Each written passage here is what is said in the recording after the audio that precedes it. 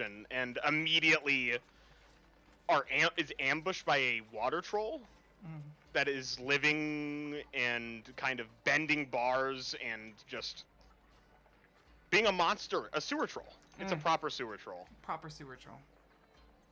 We did this kind of, and in retrospect, I was thinking it's kind of a stupid. We just kind of chased it down. I chased it down, following it, not letting it hide. Yeah. It was like a very bounding fight. We were like all like moving and pushing and like. But your first attack was crucial because you like marked where it was. You got a really good perception. Sage throughout the fight was constantly getting high perceptions to spot the thing as it tried to sneak away. There's like two or three times that we were able to jump back on it. We also had to pick through a gate because it went under the sewer grate and like had bent bars underwater. And so we just had to lockpick our way past this, and we were doing this in combat. I thought it was like super cool. We passed this chamber to our right as we were chasing this water troll past the bent bars, and some movement starts happening in there. Like these strange slime molds start following us, and then we just kind of ran past them, ending up in a place that was like a den for this giant centipede. It seemed there's like a bunch of dead rats because the centipede was killing them. So the centipede rushed out of this hole and we fought it. I think we slayed it and the troll. Sigrund and Vigloff pulled the troll up, kept the troll burning. I believe were we still in initiative with the slime mold? Yes, they made their way over. We killed one, split it in half, and there's either two little ones or we killed those, and then there's one more, I think. As this slime mold was, I don't know who hit it, but somebody hit it and it split. You're right. There's still one left, I believe. I think it was Vigloff. I do believe Vigloff was on that side. Okay. Right. And before we start, I have to say I just like an hour ago finished watching Bruce Lee Enter the Dragon. Ooh. And oh my freaking god, if you have a chance to see that, it is everything. Any trope question you have, the answer is yes. Is there a secret martial arts tournament on the island of a criminal mastermind? Yes. Does he have to avenge himself against the guy who killed his sister? Yes. Did the guy who killed his sister also besmirch the honor of his Shaolin temple? Oh, yeah. Was there a black guy with an afro who was a martial artist and he slept with like 5 women at once and was super cool? Nice. Oh, fuck yes. Fuck yeah. I need to watch this and start styling my character after Bruce Lee now. Did the bad guy pet a white cat? You bet your fucking life he did. Honestly, it's not a... Did he monologue? Inside was his glove concealing that he was missing a hand and replaced it with an iron hand? Of course. Would he remove the iron hand and replace it with a bunch of nifty weapons? Of course he could. Was there a battle in a hall of mirrors that had no reason to be there? Because it was not a fun house. It was just, dude had a hall of mirrors in his mansion. For fights, I guess. Well, it's for the climactic showdown, right? Yes. That's why he has it, of course. But just like no fucking reason for it. I love that. I like might own every it, but I freaking haven't thing. seen it. Sorry, what'd you say? I just said like every freaking thing. Yeah, it was like Shaft, where I've heard of it, but I'd never seen it, and then I finally watched it. I'm like, okay, I see why this is a classic. Yeah. Bruce Lee, which one? Enter the Dragon. Enter the Dragon. I've heard of this. I've only ever heard of this. I've never even seen a clip from it, I don't think. It is so 1970s. Just like the action, like everything. It's all very practical. Nice. So it's like early 70s practical action, like, you know, somebody gets kicked over the side of something, it's just like a 10-foot drop to water because, you know, they're trying not to kill the stuntman. Yeah. I never really watched those movies. My Bruce Lee's always been Jackie Chan. Not his crappy ones with like Owen Wilson, although they had a time and a place, I suppose. But like his really like good ones, either like Shot in China or I don't know, some of the good American ones. Just yeah, probably not as good as you know, Enter the Dragon, but pretty great. Yeah, it was a lot of fun. Just like a thing you could just imagine sitting there with a bowl of popcorn and go, fuck yeah. And that started all those tropes? Like those didn't exist before that moment? See, I don't know. My my roommate is researching it right now. We're like, did this create all these tropes? Were they like tropes that have been around in like Hong Kong martial arts films, but this was the first one to show it to the West? I guess it was the first one to combine martial arts and blaxploitation. Maybe. Right. Interesting. So I'm just like, oh. Well, at first I was kind of laughing, like, the martial arts tournament where only one of the people is Chinese. The other competitors are white, black. No,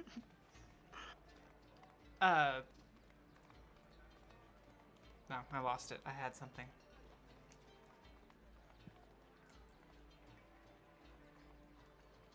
All right, so. Oh, no, I found it. I think of the white cat petting thing as James Bond, but James Bond has historically, or 007 has historically, like, stolen Inspector stuff Gadget. from everyone else. Yeah.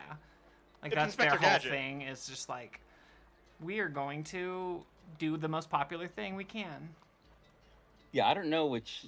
Like, I want to look up all these tropes because I want to find out did Enter the Dragon have the first villain petting a white cat, or did I mean, like, who stole it from who? Right.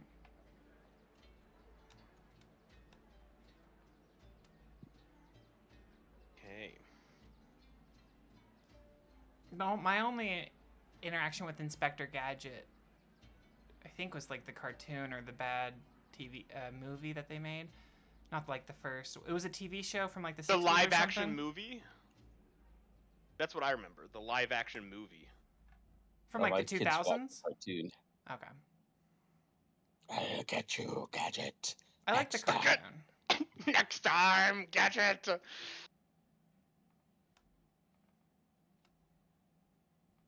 The cartoon I just remember because it's the hand petting the cat.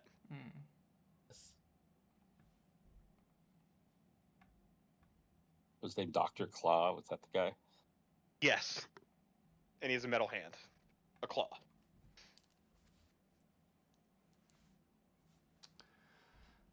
Okay, once upon a time in the sewers.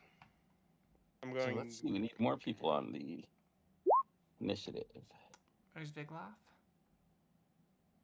How do I roll so bad? And can we just like switch to 2E for this one initiative so I can go fast? No? Okay, that's fair. That's fair. Just this once? Just this once. Just for a second, just to see how it feels. Where's Sigrun? Oh, she's over there. So who's gonna play who? I got Viglaff. I'll play Mary. If you want to play Sigrun and Musette, I like that.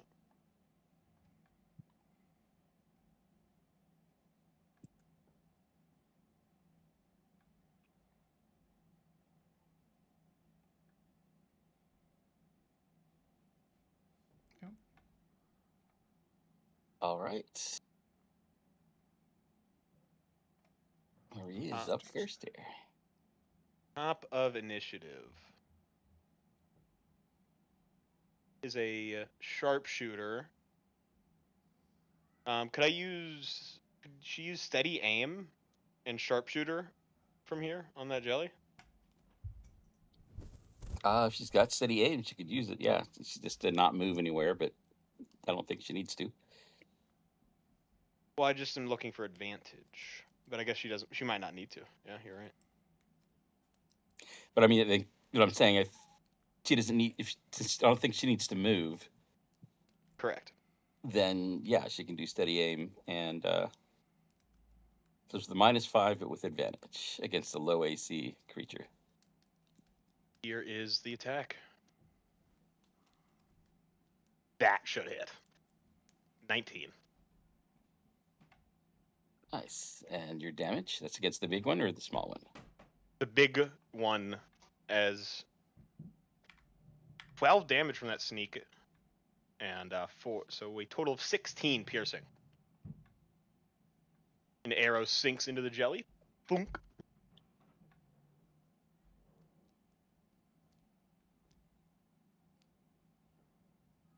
Yeah, good job, Murray. Good hit. Can't move because of steady aim, so I'm just going to stay there. Yeah, end my turn. Get a nice attack. Takes us to Sage. I had this idea, and I'm kind of looking at the battlefield now. I don't necessarily want to do it. I have the cat bomb, this gift. Would I have to throw that as an action? Yes. Could I? Okay.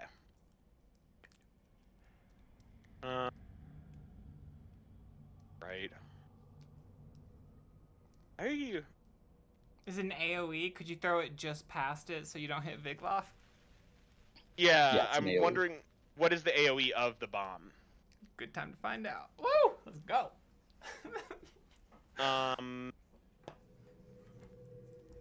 It also shoots shrapnel and shit. Oh, don't do that. We're too close. Quit. Yeah, it's way too close, man. I don't want to shoot ball bearings all over the tunnel and just like kill everyone. Shrapnel kill Vigloff. That would be unfun. I have stars. I'm gonna do a bonus action. Can I insight check this jelly? Sure. 24 against his deception. You feel it wants to move over things and digest them. You think that is all it has ever wanted. Going to move here. I'm gonna step here, kind of using this plank. Oh, that moved. Oh, I moved that. I'm sorry. There it goes. Okay, I'm sorry. No, I shouldn't do it. No, I'm gonna do it. You want me to do it, or you don't want me to do it? I don't want to do it. I don't know what you're talking about. I am going to use my action, and I'm going to stab with a sneak attack here. Nice. 18 I'm gonna say slashing, actually. I want to see if it cuts as I'm using it like a machete, just whack, whack, whack as the jelly advances. The thing that I should have said is that plank is actually no longer there. It had to be pushed out of the way. But I don't really want to argue against myself. Okay. It's almost dead. Get it? Oh, it shrunk. That happened? Was that a slashing or was that bludgeoning? I slashed him. Yeah, that happens. So, okay. With my insight there, I slashed him. Did that cut him apart? Yeah? Is that why? Seems like. Okay. Slashing makes more. I will step back. Slashing makes more of them! And end my turn. They're like those bouncing cubes in the netherworld in Minecraft. Magma slime. See, Vigloff does not care. Cut in half because he has one attack and one attack only, and that is with the Great Axe. Oh. And he should still be raging. So that full 24. So they have 3 left. I think you're a berserker, so I think you have more than one attack because you're raging. Am I? Or do I have to declare? I think you can do frenzy to get a bonus action attack, but it does make you give other people advantage to hit you. Okay, I did not. I declared frenzy previously. Then he lost his rage, and then ran into rage again. So he's not frenzied this time. So just 1 hit. I see. Yeah. Good tracking. Thumbs up. And he'll end his turn.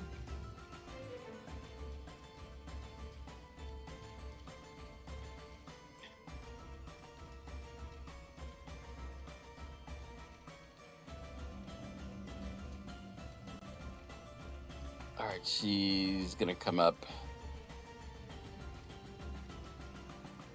and try to use her crossbow to shoot around. Actually, oh no, he's not next to an enemy.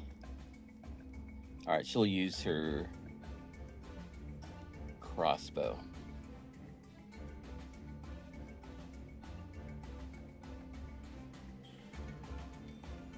But for some reason the button isn't working. I remember that now.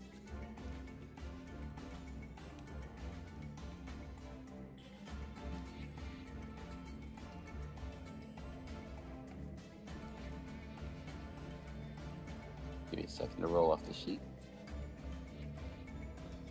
Okay. Shouldn't she? Oh, random.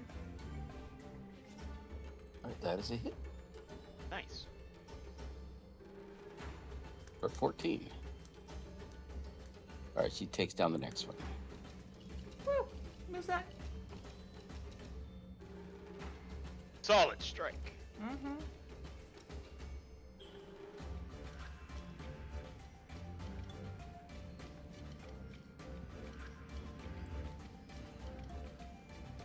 Quistis.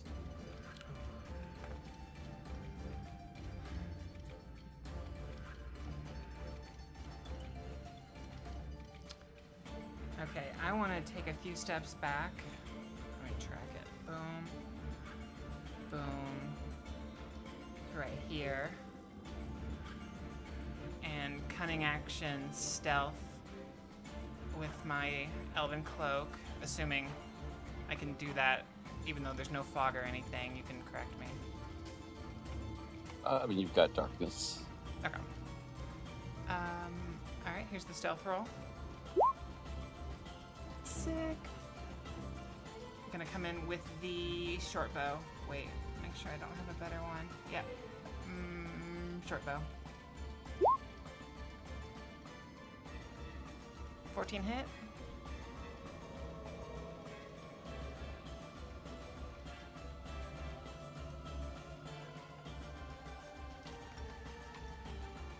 Second here. The jelly, I'd imagine.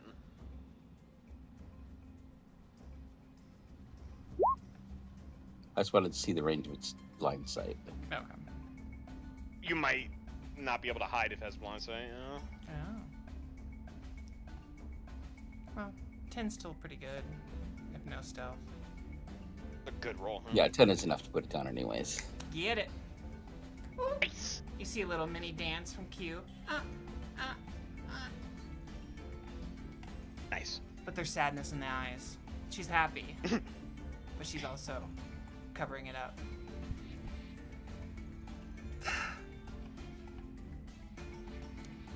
Sigmund says, "You killed the last one. Now all the jelly is yours. I insist." No. I don't have enough peanut butter for that. You go ahead. You go ahead and collect some. That's fine. To the victor go the spoils. Oh, you're afraid to eat it. That's what's happening. That's fine. No, you don't have to. It probably not very good anyways.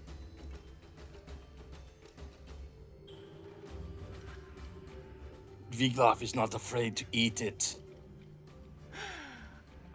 Vigloff Don't eat it. Vigloff, no. Come on. takes No. a handful.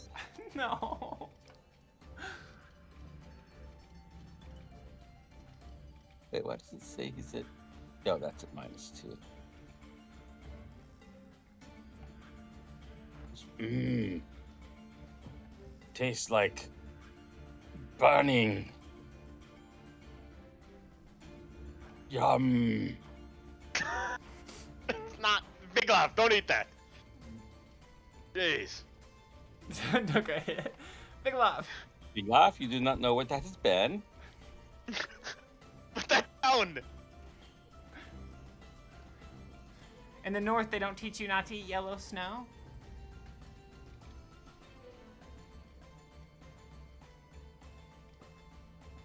In the north, we do not have sewers.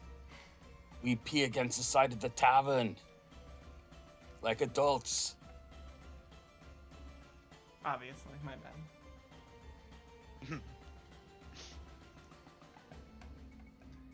Alright, well, unless we get attacked, should we take that centipede up, cut it up for everyone, see how well it tastes? Vigloff, go ahead and take a bite of that, see if it's poisonous. Bite away. That glares at you. Don't tell him to eat poisonous shit. What's this? He's gonna get himself killed. To be fair, I'm hoping it's not poisonous. He's just the guard that eats it before the queen, but we all assume it's not poisonous. Oh, you're the queen now. I see. Yes. He chops off a leg, sucks out the meat. And Vigloff? It is not poisonous for Vigloffs. Your southern bodies may not be able to handle it, though. It's a dice I will roll. leave that to you. Yeah. Sage, what's the best way? Cut it up or try to haul it all out in one piece?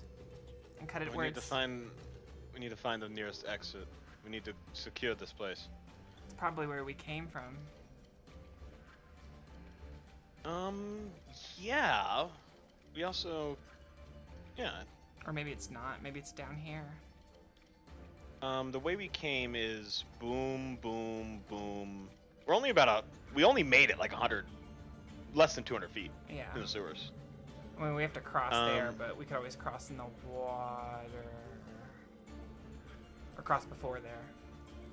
We probably shouldn't throw our food in the water. That's Yeah. poop water. That is poop water that it probably subsists on. We should bring this, and we need to get it purified at the parish. I think we can deliver it there, and they'll process it. There's also a couple dead rats. Gather up what you can here. Mary, what do you see over here? I want to investigate this thing, too.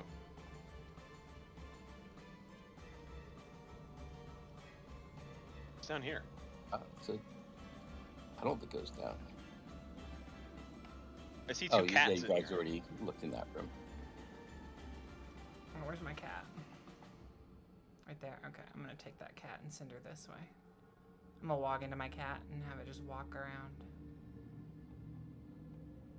Oh wait, I can't see. I have to at least be over here. Wait, where'd she go? I'm losing my mind. There's a grate right in the floor, right? Yes. Can I inspect this? Go What's for the it. deal? Do an investigation. Oh, there you go. Spiders. You can see there are big, rusty screws that don't look like they will ever turn again, holding it in place. But as you're poking around at it, you realize they've broken off. They're not actually holding it in place. So I could just move this? Yes. I'm looking around here with my eye for detail as to who could have what kind of person was living here? If somebody was living here, and yeah, looking for clues.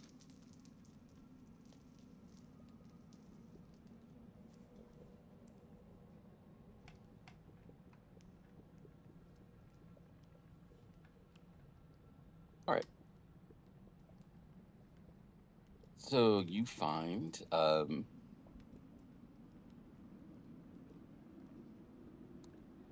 searching around in here.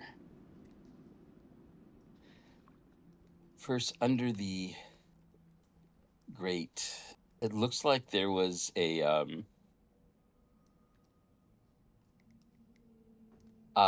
little connection that went from here probably out into one of the main lines, but it's been clogged up, leaving a relatively dry, empty space underneath the grate. And you see a couple of bags.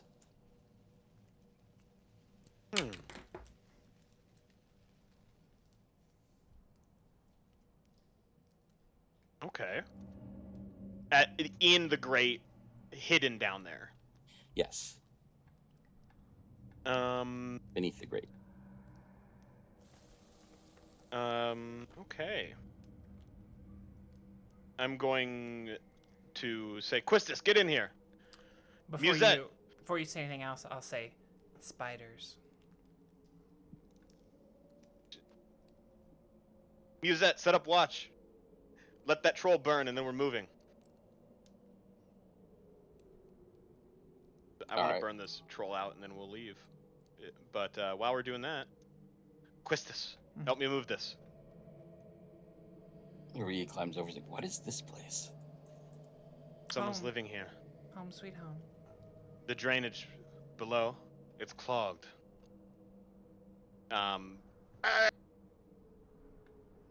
Moving the big metal grate. Yeah, so you can see there's a dry space down there. Are those bags of gold I see? Are they coins or like big old backpacks? There are a couple of bags of different sizes. One looks like it'd be hiding coins. One looks like it's holding it's sort of a bulky, looks like it's got some clothing stuffed in it. And one looks like it's contains maybe some sort of book. I'm looking for dust on top of anything, or does it look like it's been freshly placed there? Good invest. There is dust on top. It's probably been there for a while. Okay. And what around everything on the upper level, like where we're at, dust? Similar amounts of dust? Yes. So looking around here, you see well-worn boots. There is a... Well, are you doing an investigation, Quistis, or just sort of looking around? I rolled a 25 on an investigation just now. I can roll a different one. Okay, yeah, so you're doing an investigation. You notice a number of hidden daggers. Ooh. 5 different hidden daggers all around.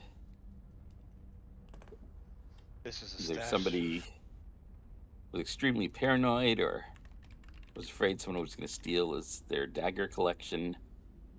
I'm going to take all the 5 daggers and put them in my bag. Yeah, they're all very different. Okay. And they all seem well used. None of them that are incredibly, like, as if it was made yesterday in perfect condition? No. Okay. You find a number of clay containers. Checking them out. Looking. One, taking the cork off it is... Poop. It smells like ale that's gone bad. Okay. But with your Nice. with your investigation, you hear the slightest bit of movement. There's a solid object down underneath the stale beer Okay. inside the container. I'll go Fuck. over to like the corner.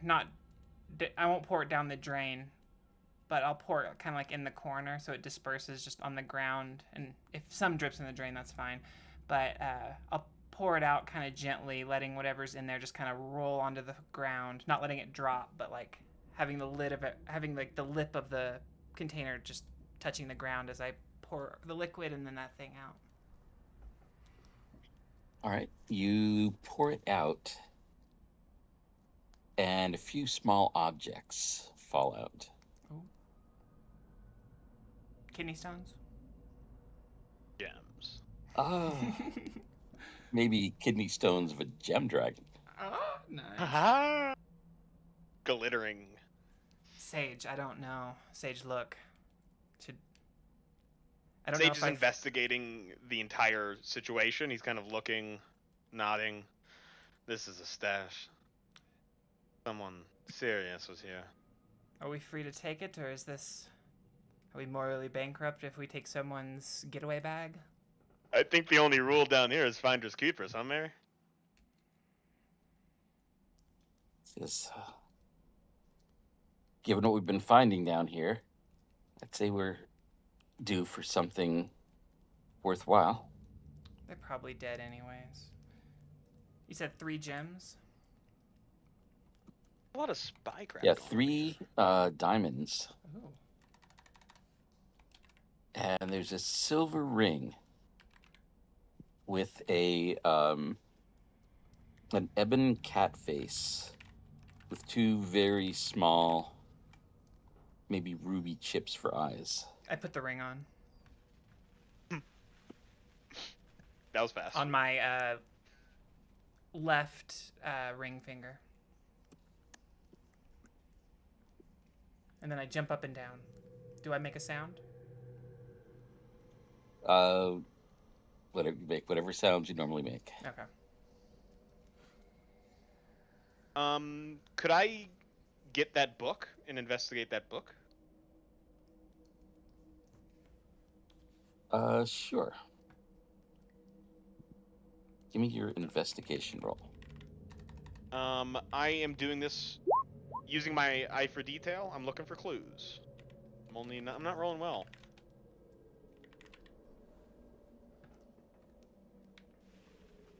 Who this might be.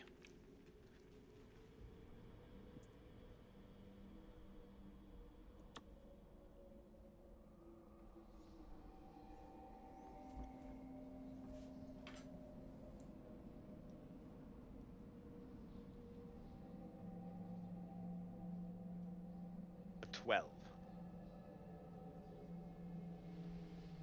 And I can't give you any type of advantage because I'm just not You that type of have player. You have a +6 to investigation. Did you take a proficiency in it? Maybe, and also my intelligence is pretty high. You're like a wizard. Yeah, that was, yeah. Although she's primarily leaned on her rogue abilities.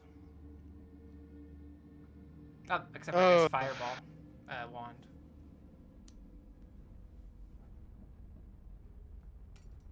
That's a journal. Yep.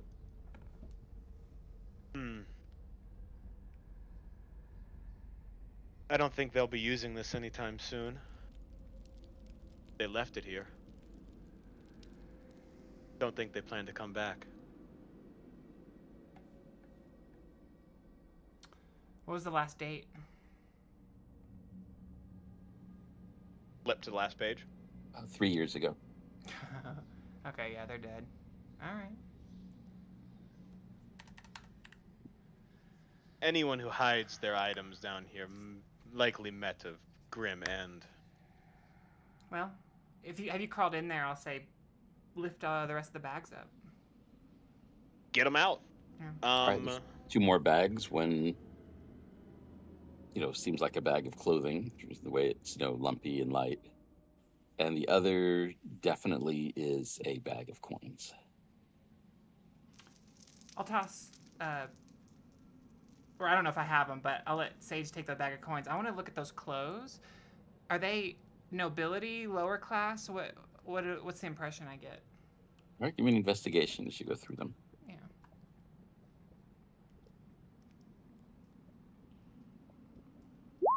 $17. All right, you find there are a number of outfits don't really go together. The clothes of a beggar, the clothes of a merchant, the clothes of like a simple crafter. There's a sort of loose-fitting black tunic with loose-fitting black pants, and a pair of slippers that is very comfortable. They look very comfortable, and they also look like they'd be very quiet. And as you are removing these, a dagger in a scabbard falls to the ground. Oh. I look at Sage and look at the dagger. Oh. I pick it up and look at it. Tricks of the trade. All right, you see. One second. Mary, can you do me a favor and just go check in with Musette, see if there's anything she needs? Marie. He says, "Sure." I thank her. They're literally 10 feet away. I lower my voice. Sage, I believe this is of your people. They have different disguises. I think they're... Oh, so shit, that they can Sherlock. hide. I have his fucking journal. Oh, well, okay. Well, you haven't told me all the stuff in the journal. I'm just saying, this is my first inkling. I know, but I'm kind of freaking the fuck out because this guy just fucking died. I knew this guy. You did? Oh, What the God. hell? Okay. I think. No. I looked through the journal for a name. I have a 12 on my investigation, so it takes me... Yeah, they're mentioning people that you know. I'm gonna do a deception check at disadvantage. Sage reads names and, like, closes the book. He doesn't want to look at these. He hates this. He closes the book. We need to move. We need to get out of here. Right. The dagger that you found, Quistis, the sheath for it is a black leather. The handle is absolutely black. When you pull the dagger out, it is a black steel. It's been blackened. Like, it would not reflect light or give its owner away in darkness. Does it look... There are also a couple other jars aside from the one you found the items in. Okay, I'll put all the items back in the dagger. I'll put the dagger in my bag. We'll talk about that later, but that's probably your dagger. And then I'll put the jars and the clothes back in the bag. Let's pack up everything and let's just move. I'll put my head down in that and look around one more time. Both ends are just blocked off, so it's just like this space is dry. Yes. Okay. A little cubby hole.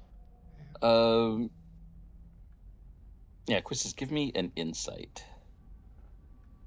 Yeah. 3, 2, 1. 18. Let's go. You realize that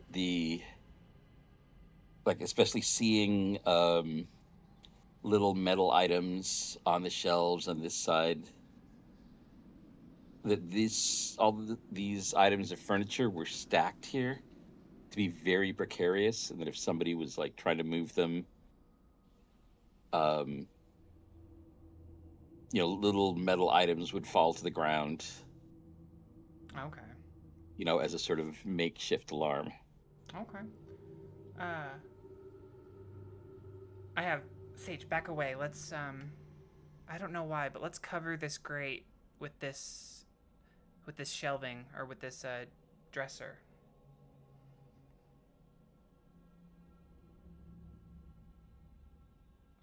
Sure, I'll help you. Yeah, we'll lower that and just cover it. Right. Exposing the hallway.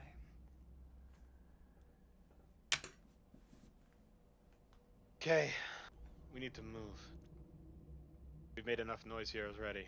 The crashing of the wardrobe. Let's get this centipede. Let's collect these dire rats too. Yeah, we'll take the rats. 3 rats and a centipede.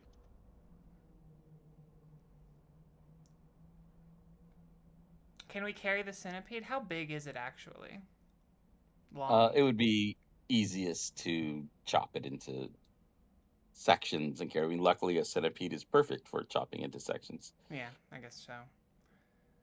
Okay, how many sections can we, assuming we spend the hours and whatever doing it? Oh, our plan is just to chop it up and get it out of here, I guess. Like, whatever's the fastest way to get it out of here. So I don't know if there's some... Chop it into, like, 100-pound sections or something.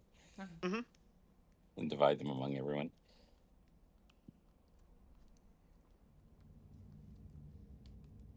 That's our course of action. So there's 7 of us, so we get like 700 pound in 7 sections? Sure. Okay. So I think we should retreat from here. I think this was a very good scouting. Absolutely. Glad we didn't fucking run into one of those crocodiles. Let me tell you, I still wake up fearing for my life, rubbing my chest to see if there's a tooth there. Ugh. Sage kind of taps his chest where the tooth is, and adjusts the bag. Ugh, let's go. This is too heavy. We need to move. Okay, I'll take my 100-pound section. All right, so you guys are moving at half speed. Okay. You're pretty weighed down. You can always drop them if you find you need to move quickly. Sage. I don't know. Yeah? I just like saying your name.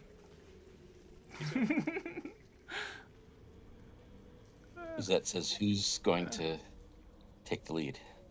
I'll go first. Want to, Custis? Yeah. Or no, you can go first. I'll go first in the group, though. I'm gonna just be with I have my crossbow out with a bolt loaded. I'm just looking around. I'm gonna do a perception check. Just walking ahead of the party. Okay. Listening, looking.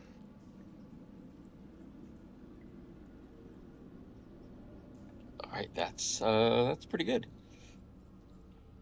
You're looking around. You realize that this is that distance is too far for several of you to make, unless you're like climbing on the grate on the side, to make the jump. Looking around, you see the centipede head that you put down, and you realize, like, oh yeah, I found a little hidey hole with that centipede head in the front of it. We got interrupted while investigating it. Oh yeah. Could I solve the issue of people jumping by moving this board that I was walking on earlier? Yeah. Sorry, I moved it back to its spot. It's not long enough to make the 15-foot gap. Oh, it's not. Shit. Really? Yep, I very specifically was like making boards of different lengths. You could move around. Can we throw 100 Making a pounds puzzle. 15 feet, or is that unreasonable?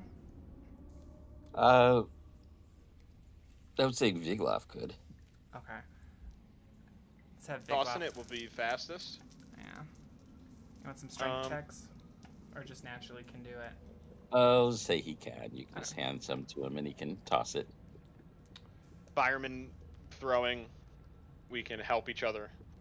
I'll catch the first one, but it knocks my fucking breath out of me, and I'm like, okay, Sage, maybe you got the strength for this. Oh, watch out. Use your legs. Oh. Makes a saving throw. Catches it. So good. This reminds me of dwarf tossing up in the north. Okay, don't get too distracted. Our dwarves not like your southern dwarves. They were 10 feet tall, and you would pay them to toss you. Sometimes up onto a roof so that you did not need the ladder. Other times just for fun. Tossing dwarves. I'll put my Your 100. dwarf are puny. A disgrace to the name of dwarf. I'll put my 100 pounds down and say, Sage, as we're doing this, I just need to take a look. It might kill the cat, but I just need to take a look. I'm gonna move low and slow with my hood up and everything. Here's my stealth check. 19, and I go into that hole up until those sacks that are kind of blocking the way. Yeah, they're past where your hand can reach. Oh, you're right. It's not the full body. You're right. It's like a small hole. Only a cat could go through. Yes. Yeah. But my cat... So curiosity might just kill the cat here, yeah. Yeah. I'll step back. Can I... And it would be game-breaking if I could have Vea just, like, appear on the other side of the sacks, right? Because I can't quite see past them. I would say you could do that. Okay. Okay, then I'll have her appear just in that room. And I'll walk into her eyes. All right. So she's looking at the sacks. There's just like 2 sacks. They look like they have just a jumble of items in them. One of them, to give you an investigate using her senses. Okay. Oh, there's not a room past the sacks? I was thinking the sacks were like flower sacks that blocked the path. Oh, but no. You're saying It they're seems just like a sacks? hiding hole. Oh, okay. Then not past the sacks. Then she'll just walk up to the sacks. Never mind. What did I roll? Need to roll? Her investigate. Oh, thank you. I guess, you know what, I guess you still have your senses, so you can roll your investigate. Since you have your intelligence. Okay. That was mine. I just rolled it off of my page. So 12. Okay. It looks like one of them might have a book in it. Can she... Are they light enough where she can bite them and kind of pull them towards us? Just enough so I can grab them?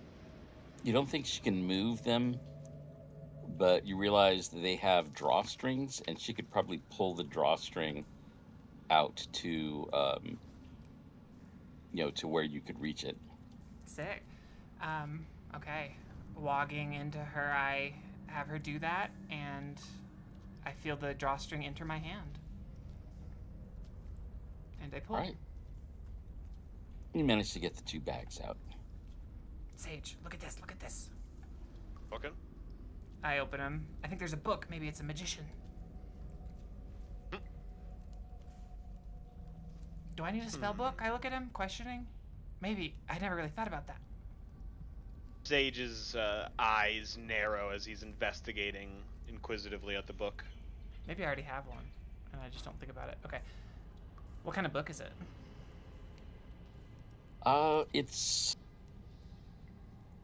It looks like it was probably an expensive book once. It has a fine leather cover. Mm-hmm. And golden embossed lettering that seems like it's mostly flaked off. The cover is kind of water damaged, and there's mold and mildew. Got a good smell to it. You can make out a few of the words on the cover. There's child's possessive, and then something that you think is probably alphabet, but a lot of letters are missing.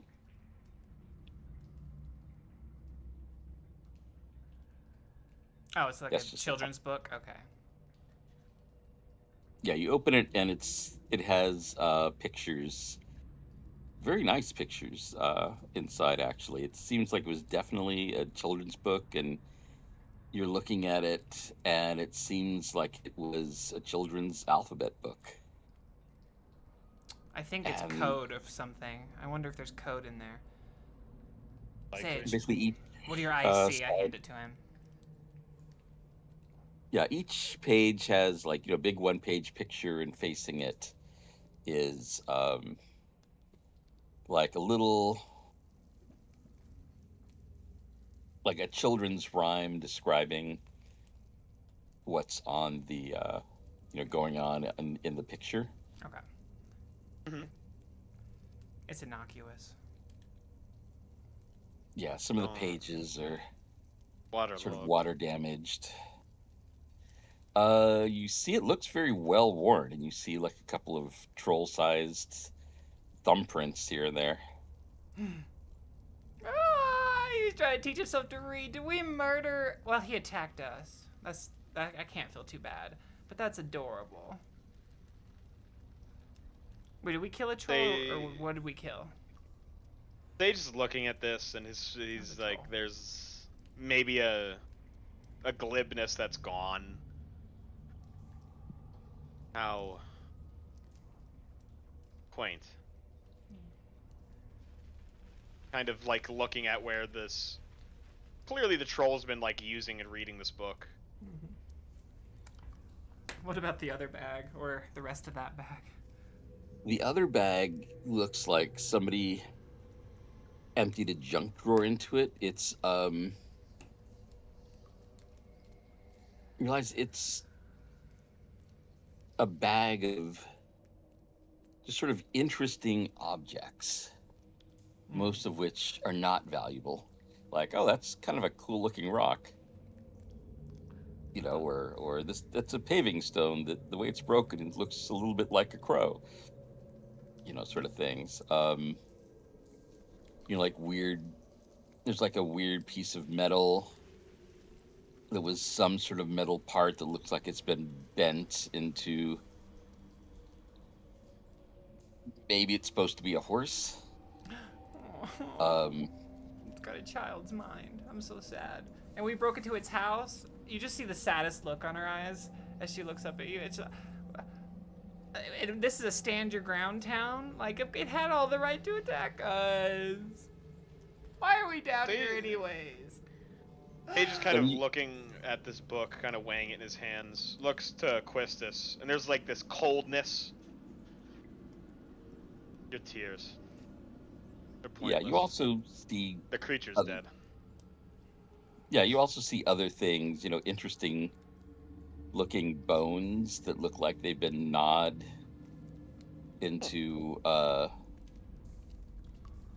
into shapes or things like that, into needles and things, as well as sort of mixed in are a good amount of coins. You can separate them out. Yeah. Pieces of jewelry, some of which have blood on them. One ring still has a finger in it. I'll take the ring. Drop the finger in the water. Okay. It was the finger that was valuable, the ring. Sage winces as you drop the finger, but doesn't. What would you want the finger for? Speak with dead. Oh. It was a finger of pointing. It was gonna point us in the right direction. Now we're lost. Aww. Twistus is investigating the junk drawer. There's a whole lot of shit that troll had.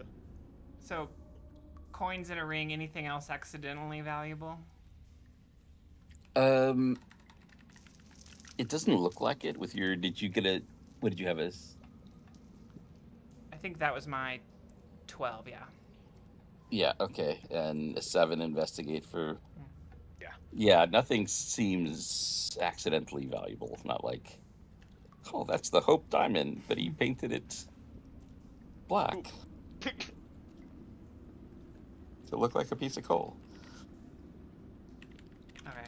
I'll collect the random jewelry and the coins and the ring. Gather everything. Let's get moving.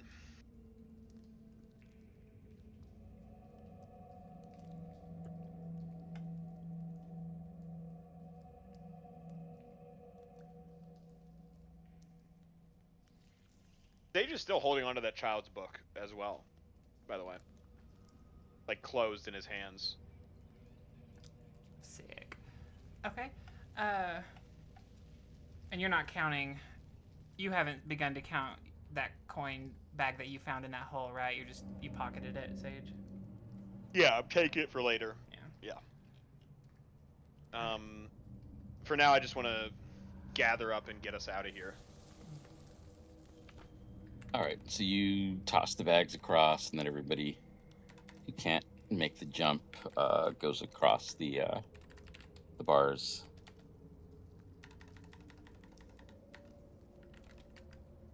You can take your time to do it since you're not in pursuit of a troll or anything. Hey. Which way? This way? Back up the way we came. If that is the way you came.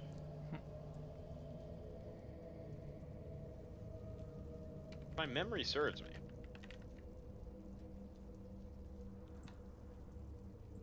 I have no memory of this place. Oh,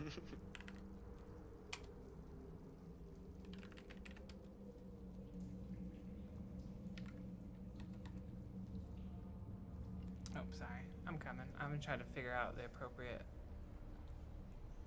amount of coins I want. Oh, excuse me. Sigrun, I'm supposed to go first. I'm sorry, you didn't know that. Musette, I know. You're number 2, really, but I think watch out for Sage. He's trying to make Mary promote you before. Sigrun, or Vigloff, you did so good. I pat Vigloff on the back. Woo! All right, good outing, y'all. I have my 100 pounds on my shoulder. This is the staircase up, right? Yes. Or, yeah, it is. Okay. Not the staircase up, the hatch that we can open. Yeah, there's a ladder that goes up. Sage will climb up and unlock it with the captain's key. I think Sage keeps the captain's key on his neck with the alligator tooth on a nice rope.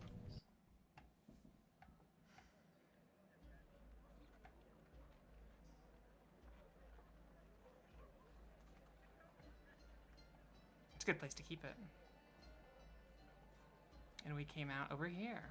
We are at Lothar's? No, we are Lothar. I think we're right here. Right? Kestrel. Yeah. Let me delete my... We're in front of the Kestrel.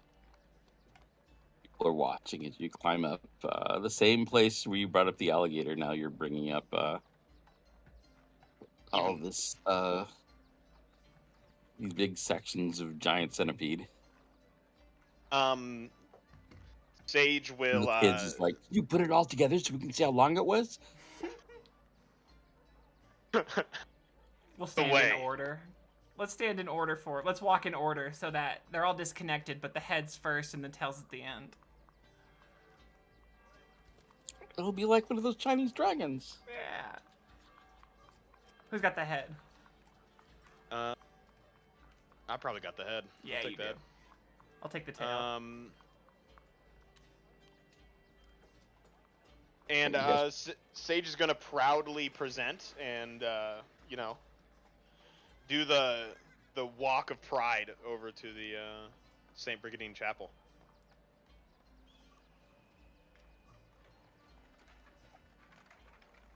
All right, so you go Captain of to Lothar's Tower, St. coming Bridget's. through. Oh, are you going to the St. Bridget's or the tower?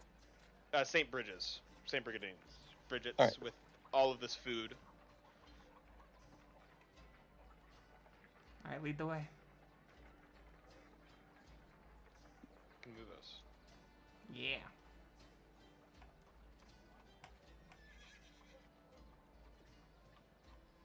Rob, is that an okay coin breakdown, or is that too much copper? I always try not to give myself too much gold, but then the copper breaks down so fast into so many pieces. There would be a lot of copper. You know, like if you were mugging a wealthy person, they would have very little copper and mostly gold and platinum. Here, it's a lot of copper. So like, until they were poor people were losing their money. okay, so like 60 gold worth of copper, and then break up the rest probably. Sure. Okay, cool. That'd be 6,000, right? Yeah. Ooh. Tower's gonna get paid. Very nice. And then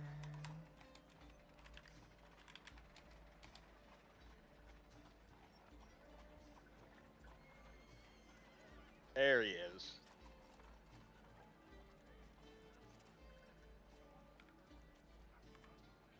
You see the line of people outside.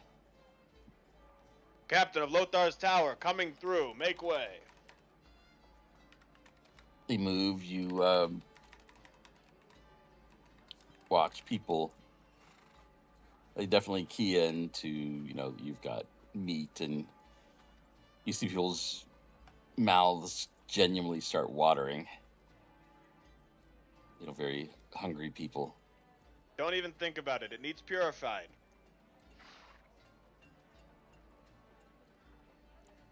All right, Sister Angelina comes. Oh, what do you? And then as you each keep coming in with another 100 pounds. Oh, oh. Where did this all come from? We had another expedition. Scouting trip went well. It appears so. We can't really pull this trick off so many more times, but worked this once. See if you guys can purify this. It's from the sewers. Of course. And I'd be happy to purify for you. Just make sure everybody gets fed double today. Oh, if possible. You're donating this? Yeah, we'll donate.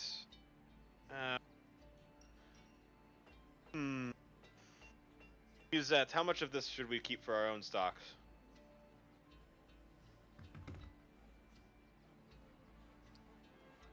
She looks at it a bit. I don't think we have a good way to preserve it. It's not like we can make centipede jerky with this sort of meat. I mean, I would imagine it's very much like lobster.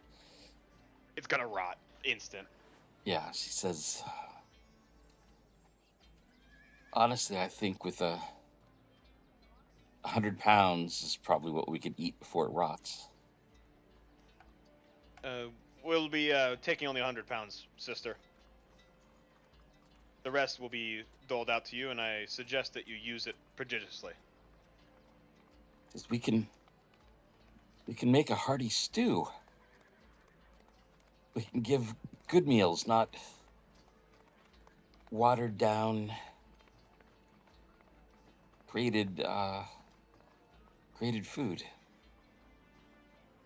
Supplement it. Make it go longer. Be smart. You always are.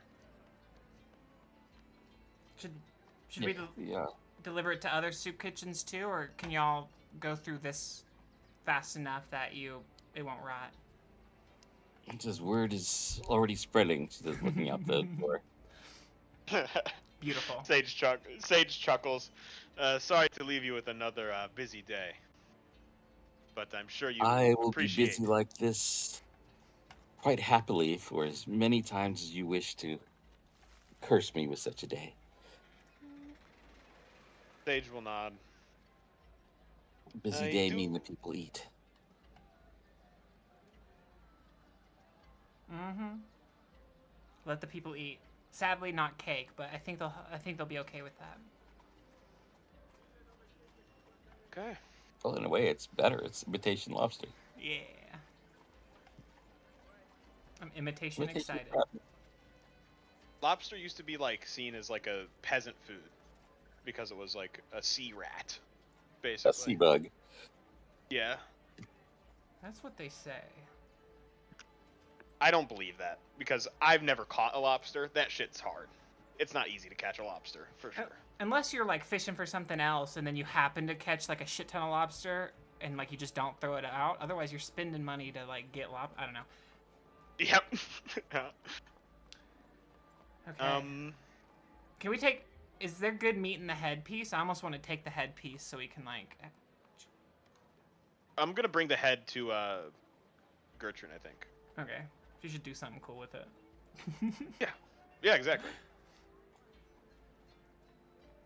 And I also want to show my master like I'm a cat. Look what I did for you. Okay.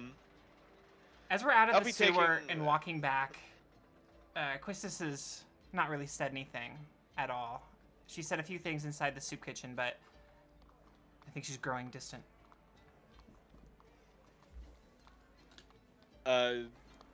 If you're looking to Sage, Sage is trying to get these orders fulfilled, to get this sealed, but he's definitely distracted as well. So We went through a lot. Well, sister, I'll be leaving. There's too many people here already.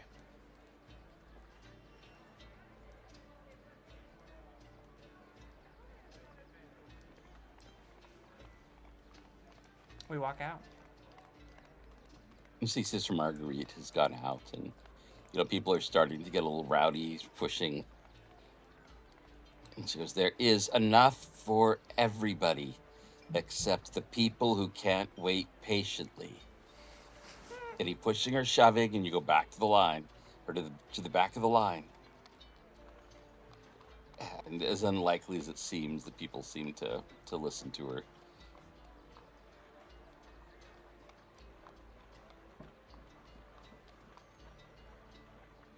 She's got that voice. She's commanding.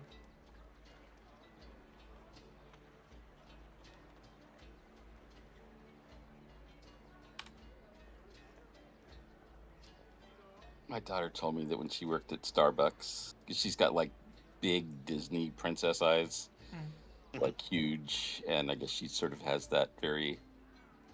She says she would act like very nice and be respectful towards, they would get like, because of their location, like a bunch of homeless people that would come in. And if any of them started causing trouble, she would just sort of give them a very disappointed look, and that would usually get them. Sorry.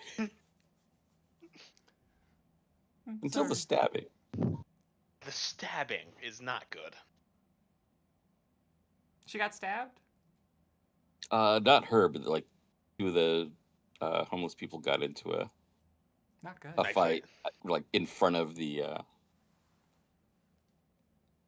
Starbucks, and one of them pulled a knife.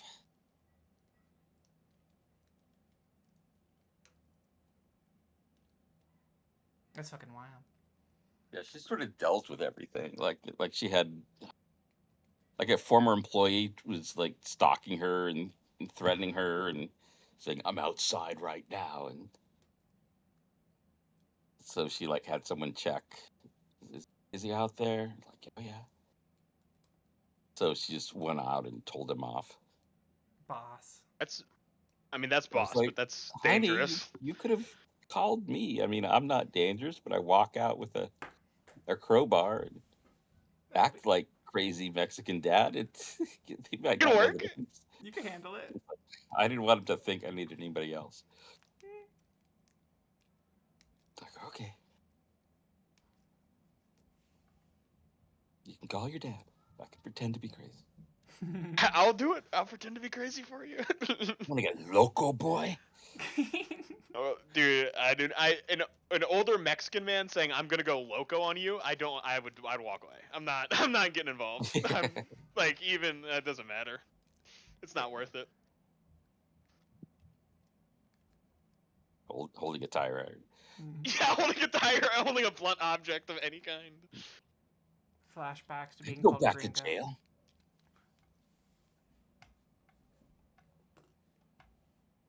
I go back to jail. I haven't even been out that long. I'll go back. All right, so back to the tower. That whole expedition didn't exactly go to Sage's plan. If there was one, Sage's plan was to try and gather information, trying to scout out and go farther. Feels unsuccessful, but he's still carrying that journal, and is pretty distracted by this journal that he's carrying now. Yeah, I mean, to be fair, you did pull 3 encounters at once. It was fun. Made it a little tough. What? Anybody remember how many people work in the tower? It was like 13 or 17. 1, 2, 3, 4. Not including you and I, Sage. 1, 2, 3, 4, 5, 6, 7. Head count. 9, 10, 11, 12, 13. Harbeck's Is that a new face? not staying here, right?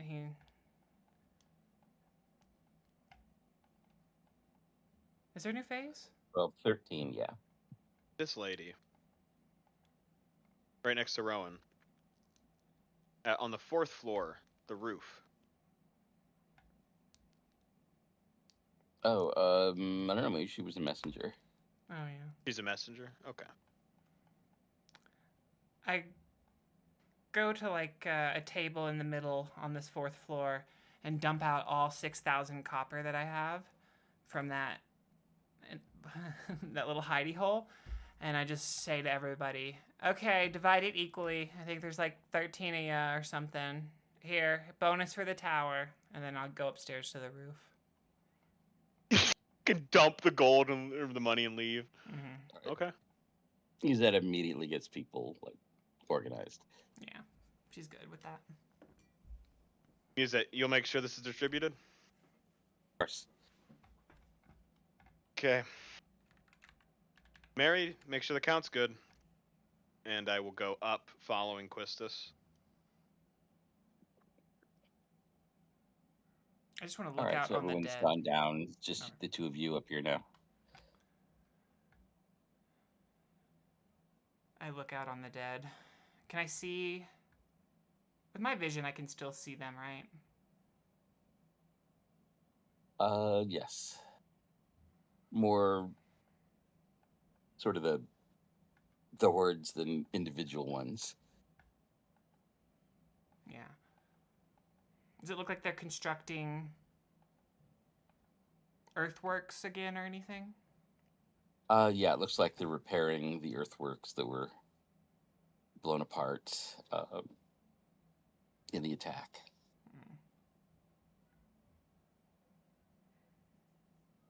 That looks like it looks like they're trying to increase them too, since they were clearly turned out to be inadequate. I think all you hear is just a big sigh. And then she turns around to like face inward and then just sits down with my back against like the interior of the castle, of the tower. And I just look forward and kind of disassociate for a while.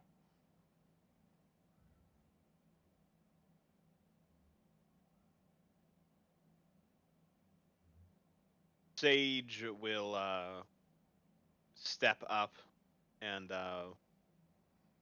look over at the undead standing beside you. Like, not beside you, but right across from you here.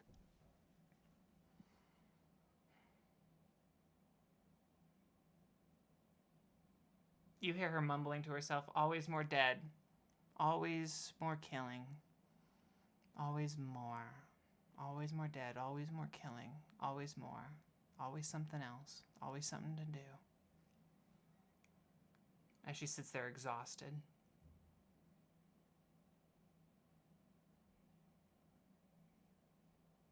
You're tired.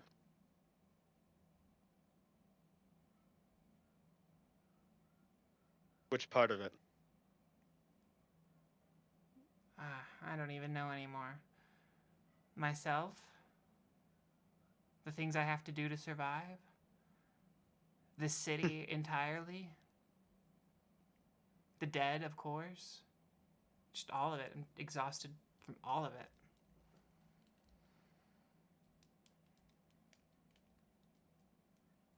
Exhaustion is a understandable, common, all too much.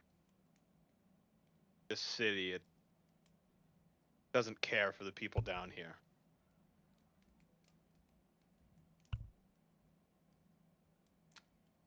Why would it? How could it? There's just so many nameless in the crowd. We among them. Just more fodder for the fire. More death or more soldiers. More... We'll be soldiers in death. Does it feel like it's gotten colder at all? Am I starting to shiver a little bit? Yeah, perception check.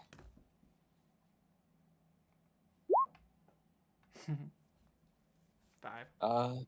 Yeah, you definitely feel colder. No. It's almost unavoidable. Yeah, I mean, when you're cold, you're cold. I can't see my breath. You want another perception? No, you don't see your breath, but Okay. there's a strong wind coming in from the sea, a chill wind. One that, you sure would carry away your breath too fast for it to fog up.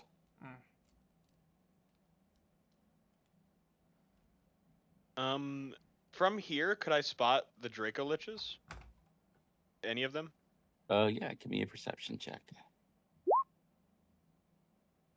23. Looking up towards to the west, coming around where Ironstone Keep rises at the end of at the west end of the island, you see the dragon come around. Relatively low, maybe 100 feet over the water. It's just sort of gliding, occasionally flapping its wings. Seems like it's within long range of the ballistas,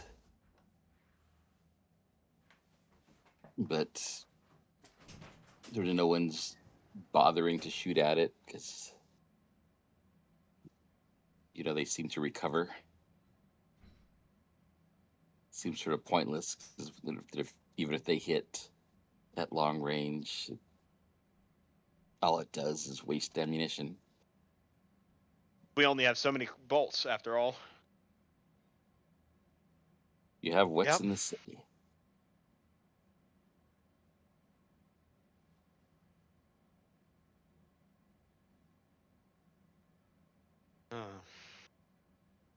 He watches as it passes by the bridge. And it comes by about 300 feet off the tower, a football field away.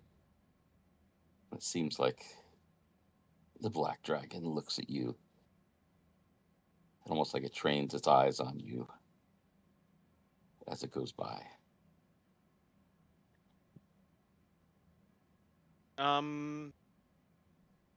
Could I do an insight check? Sure. It's looking at me for sure. Definitely. You don't know what it is that has got its attention locked on you, but you feel like it is looking at you. Sage looks. Am I hit by dragon fear? Am I in range of that? It's 300 feet away. I think you have to I be feel. within like 120 feet or something. Well, I feel like he's looking at me. That's why I'd be feared. Yeah, But, I mean, it would be. terrifying. Yeah, I mean, you can be afraid from just common sense. Yeah. Sage will take a step back and like not in a way that's like a steadied like I'm ready to fight, like a I'm stepping away from a dangerous bear, scared, a fear. We'll look to Quistis and then turn away in shame and go downstairs.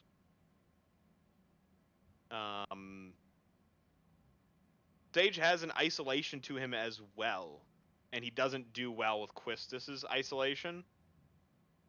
So he goes, and especially being fucking stared at by the dragon. Oh, Jesus. I didn't expect that. Yeah, makes sense, though.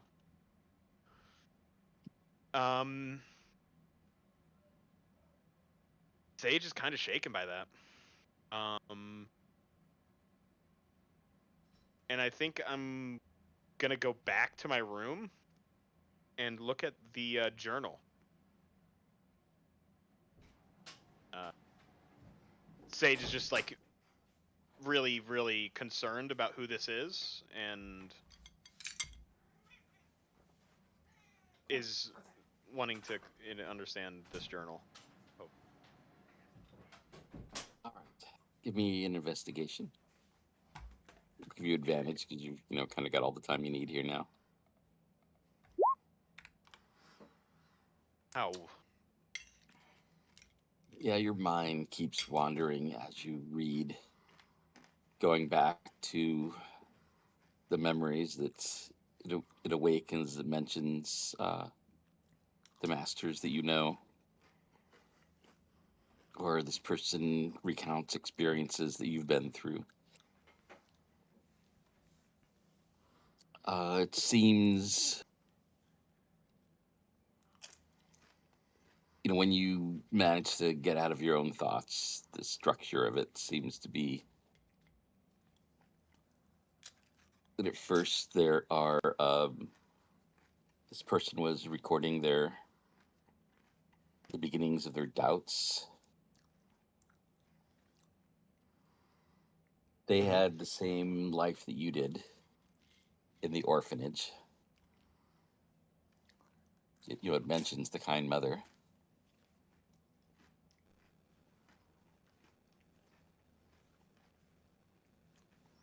It mentions the kids in the orphanage that it mentions. They're the ones that, when you came through, were the older ones.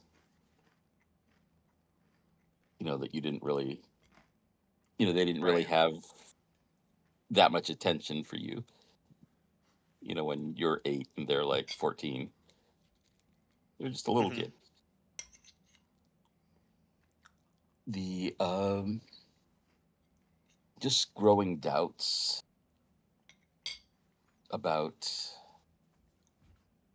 what's going on here. At first they felt like they were honored, like they were a chosen one. But now they're just thinking about the harshness about one of the people that was their friend in the orphanage failing, and all the acolytes from that group had to go and each stick a dagger into the person. And one person who refused joined them. They were supposed to not show any remorse or any hesitation. And how this person managed to hide their fears, but inside they were torn apart. They were even praised for it, for being unflinching. And talk about how that felt. A number of things like that. feeling that there was no way out. Even if they could try to run away, they would be found. Then, you get kind of distracted into your own thoughts. At that point, that's kind of where you leave off with that investigation at this time. Sage, could I make a attempt to hide this item in my room somewhere? Yeah, give a stealth to find a hiding place for it.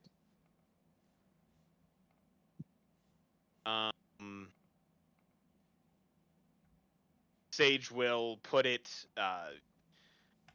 inside the bed, but in a way where it's like tucked up against the frame, basically. So it's kind of camouflage, kind of hidden, kind of just like hard to notice in a corner.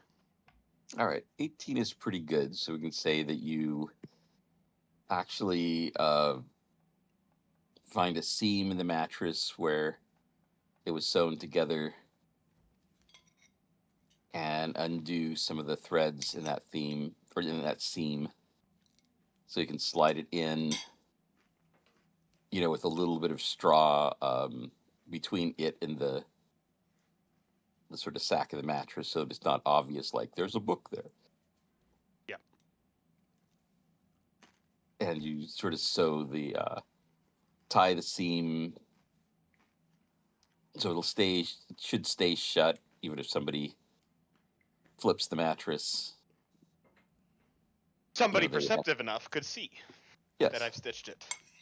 But it actually, it's like a bow. You could pull the thread and get it out quickly without it being a thing.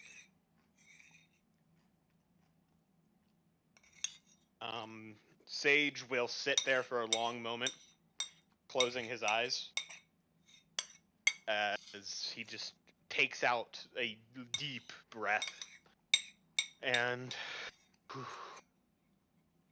steadies his breathing. Nice.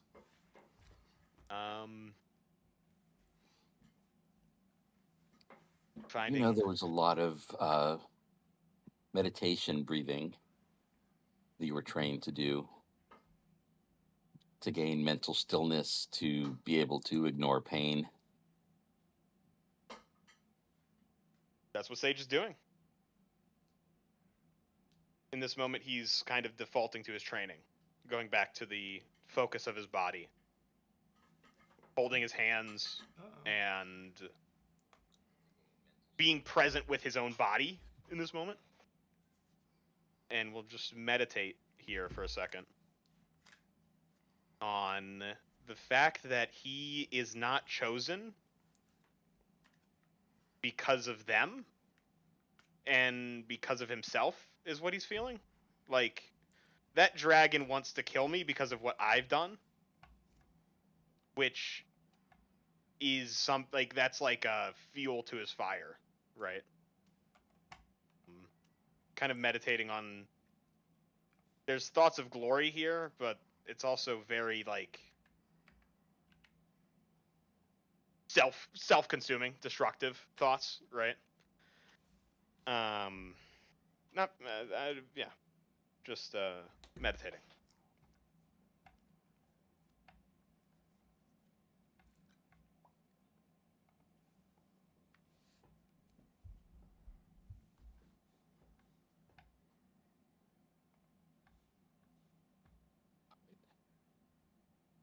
After you guys have had some time in your own thoughts, what do you guys want to do? Or decide to just sort of let the night come?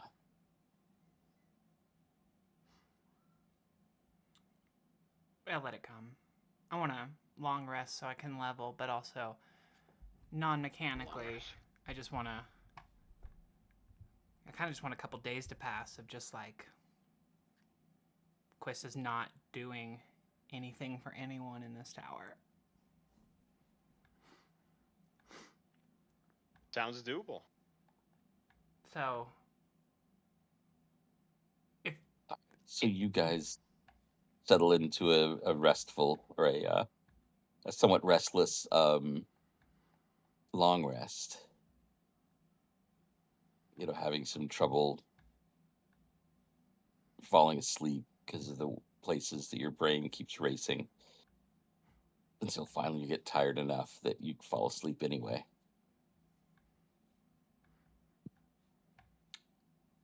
Let me see. I want to see something.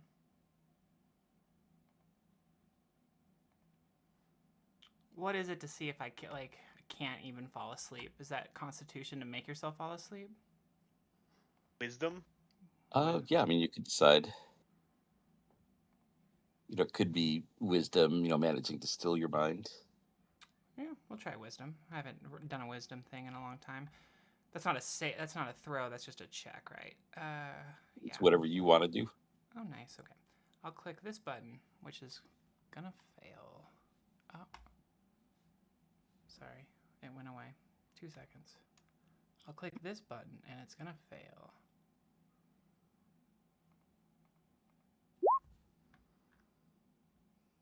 Pretty good. Oh, fuck. Yeah. Given the fact I was meditating, I'm going to do the same thing. I did saving. Restless rest. Yeah. All right. You guys can hit the level up button here. So you leveled up and we're just waiting to hit the button? No, I mean, I've played with it a few times, but I haven't actually done all the things. I can do it in a little bit. I don't have to do it, I guess, just this second. Actually, you know what? That 19, I think, means she realizes pretty early on she can't fall asleep. And I look over to Sage, who is definitely being pretty restless. And Sage, I need some time. You see Sage is with his eyes closed, sitting in a chair, and he just has the silver short sword in his hands.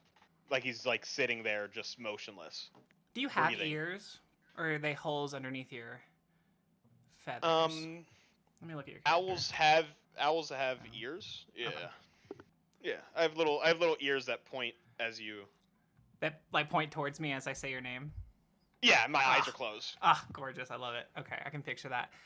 Sage, I just need I need some time. I'll be back. And I walk over to you and I pull out my short sword, my silver sword that you have the other of, that's the same, and I hand it to you. Here. Sage will grab your arm without asking. Mm-hmm. You cannot die. We must survive together. I agree. Me dying is not a concern right now. My concern is all the death I'll bring. Here, take it. I may want it back. Sage nods. You can see his mind is racing. His eyes, he looks at you, blinks warily, and then goes back to his position, this time tapping his foot. I leave my blade and I go to the Elven Enclave.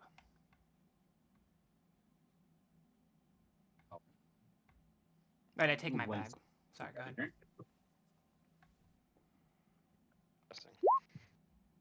You still have the cultist dagger, dude. I know. You say anything as I walk out? Oh, hell no. That's yours. Yeah. I just think it's so cool that you have that. That's just that's... I want to learn more about it, but I'll probably hand it back to you eventually. It's good in your hands. True. I just, don't know if I like it.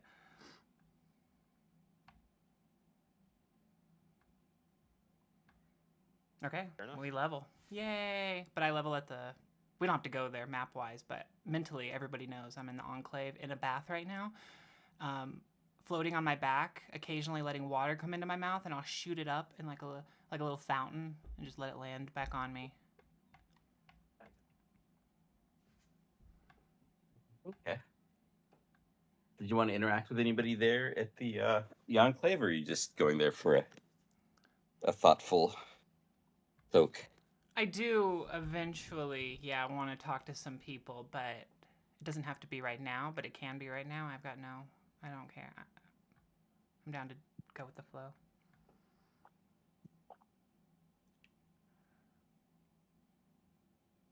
I think it was Firebolt I wanted to take. I'm leveling up, so I gotta take a second. Okay, then I'll go to the Enclave. That sounds great. I'm almost done leveling.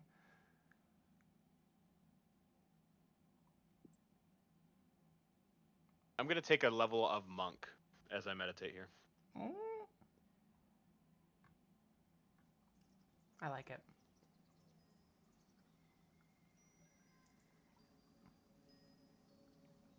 I was either going to take Invisibility or Tasha's Mind Whip. I'll decide on that in a little bit.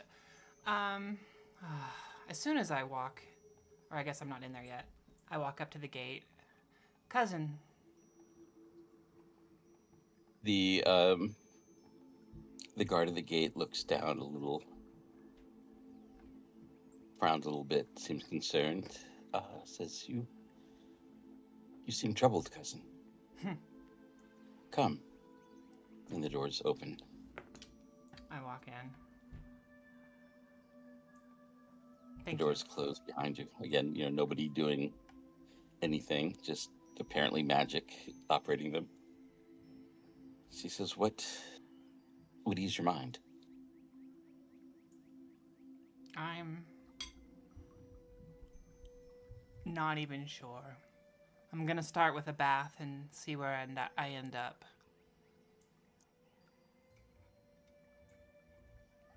She nods. It's a wise choice. I nod and thank her for letting me enter.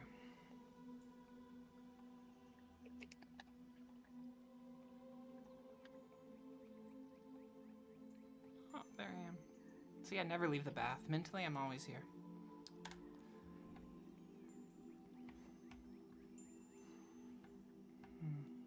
Okay, I clean myself up. I'm here for a long time, several hours. I'm very pruny by the time I want to get out.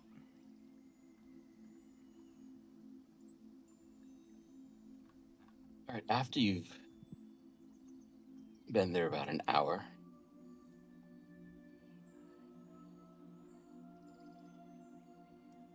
you see another elf approaching.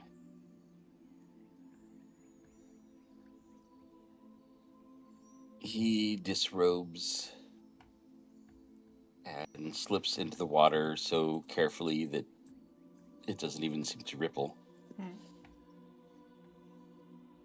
He gives you the slightest of nods, and then lays back and closes his eyes.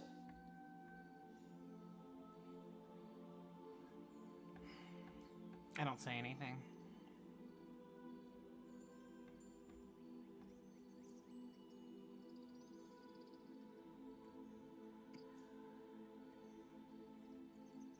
All right, after about an hour,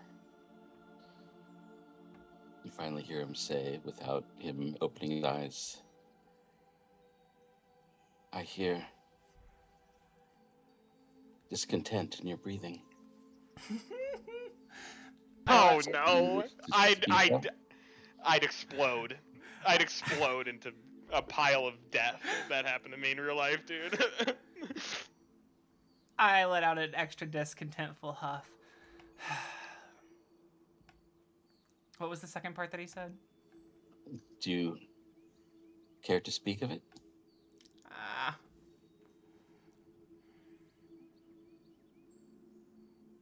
I verbal vomit on him. I don't stop. I don't hold a secret back. I think, well, the only thing I would ever hold back Don't hold back. is Sage's affiliation. That's like mentally locked. I would never let that slip. Not even worth a dice roll. I just wouldn't let that slip.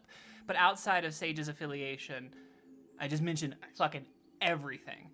And I don't stop. I barely stop to breathe. Part of it, I get more exacerbated. Okay, so, and then fucking 3 guns, big 3 demon guns, 3 times the size of our 1 gun, 3-to-1, big blown up, and then dragon, and then boat, and oh my god, and then dinner, and then queen, and then armor, and then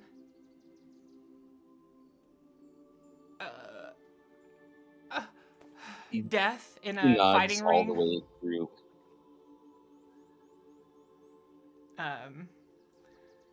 And just verbally vomit, everywhere. Yeah, he's a good listener. He nods. He's quiet, but there's no willingness to listen on his face. And then after you've finished for a bit, he says, there are those who say the gods never give us more than we can handle. I dislike those people. Yeah, douchebags. They've never had a mental There's a little illness. bit of a smile at that. We call those neurotypicals. Actually true. Actually true.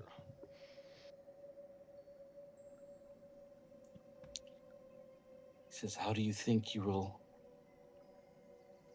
go forth with the burden of all this? Is there a fourth? I mean, have I even gotten to the part about the winter god is the one who sent the zombies here and is attacking the city because of what you elves did to some guy way back in the day who enslaved you, which I don't judge. I'd do the same thing. I am, of you. I would do the same thing, although I wasn't part of the prison making. And then there's a kid being sacrificed to save everyone. And then, but before all that gets to happen, we get to go through an artificial winter that's gonna probably kill most people and cause zombies to be inside without ever breaking down the wall. Do we go forward from here? Is there a forward?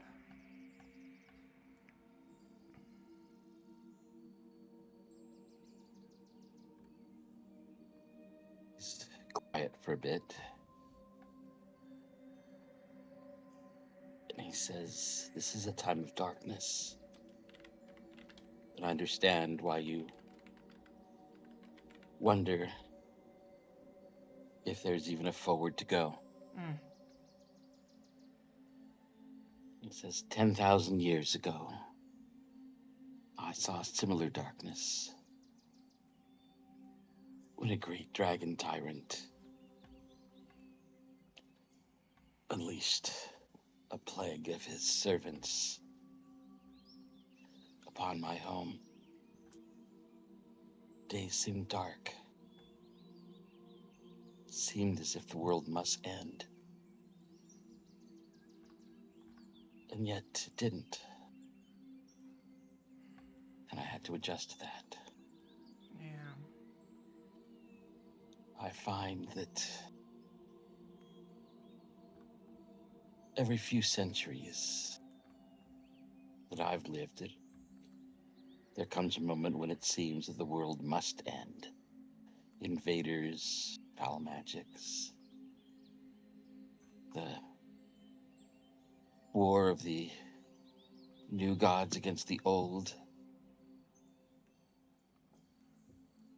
So many apocalypses have come and gone, and the world never has ended. I don't believe in giving false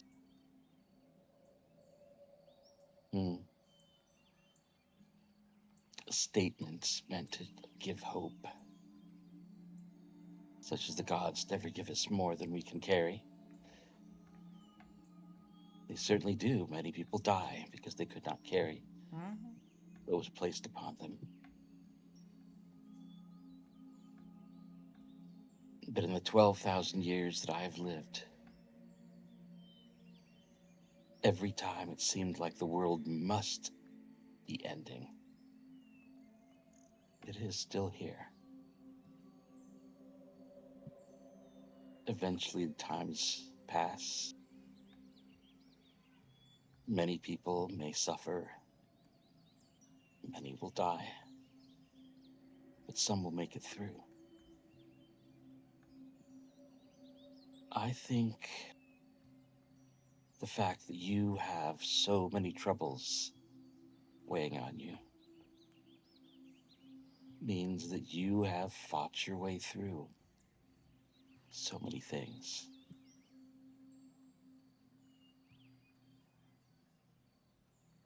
I think you have the strength to fight through more. It may be that you reach a limit, and that is no shame. Many would have faltered in the first step of your journey. For damn You sake. have taken many steps and have not faltered yet. I think you have at least a few more left. She begins to cry. If not what? If not many. Yeah. She's like silently. Tears are dropping. She turns away from him and floats on her back again. Goes underneath the water for as long as she can to hold her breath.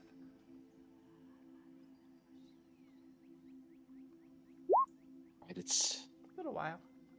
It's almost like you can sort of imagine being an infant in the womb, the warm water, the silence, the darkness of the night, and the sense that there's somebody who does seem to care close by.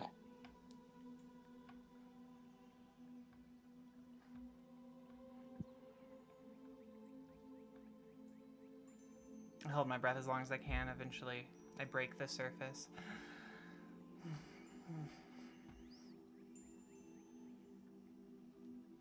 Okay, he's laying back.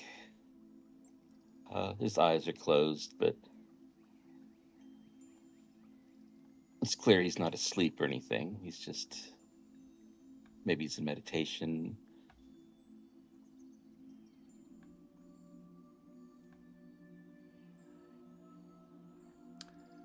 I think you remember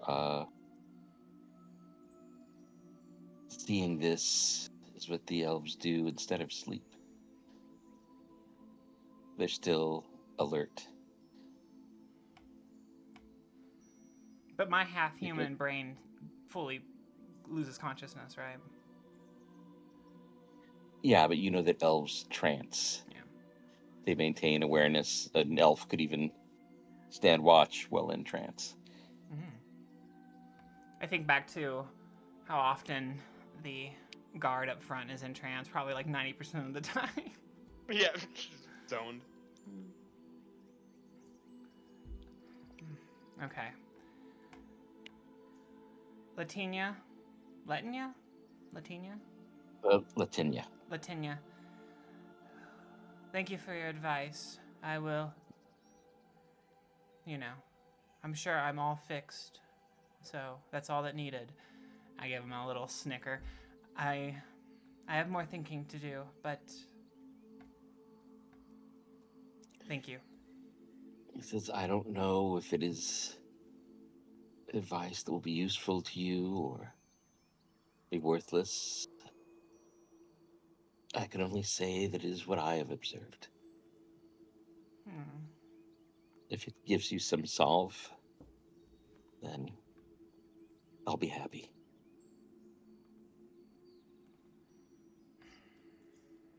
I smile at him. That fake smile you give to strangers. Collect my things, butt-ass naked. Just with my backpack, butt-ass naked. And I just start walking through. Okay. You walk back through town that way? No. Just in the Elven Enclave. No. I know. I mean, you said mental breakdown. That is one thing that happens with some people. I go to Elenia, and I approach and listen for her. All right, give me a perception check.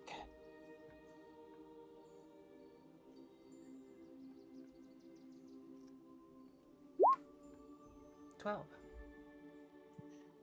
You don't hear anything up in her tree. I mean, there's no door or anything. You could go inside and look. It's just the spiral stairs sticking out from the trunk going up. Yeah, I'll absolutely just walk in and I'll go up the stairs. All right, you go up. She is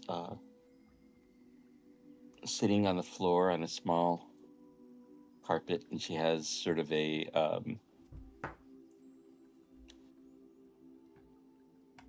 writing desk that's about the size and height of a coffee table that's over her lap. At a comfortable height to write on. And it looks like she has, you see, there's a good stack of blank paper. There are a few bottles of ink of different colors. There's a bowl of fine sand and several papers laying on the floor that it looks like they've been sprinkled with this fine sand. It seems to have, discolored with the inks, soaking it up to hasten the drying. And you see she is, it looks like she's written this page, but left spaces for illuminations, and is actually drawing at this point. Cousin, do I interrupt you?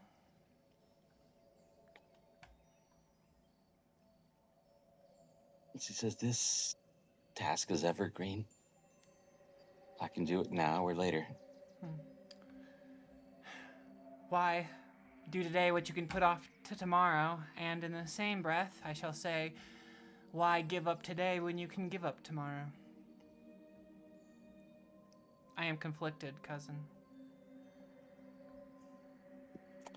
He says, "Come." She, you notice her do a little message cantrip. And a little while later, a tray with a couple of different, with a pitcher of hot water, a pitcher of cold, and a few different little tea sachets. I don't say anything about this. But as I walked in before the message, I set my boots down that she gave me, and I slipped my magic missile wand in them, and I just set them to the side, not bringing attention to them, but they're no longer on my person.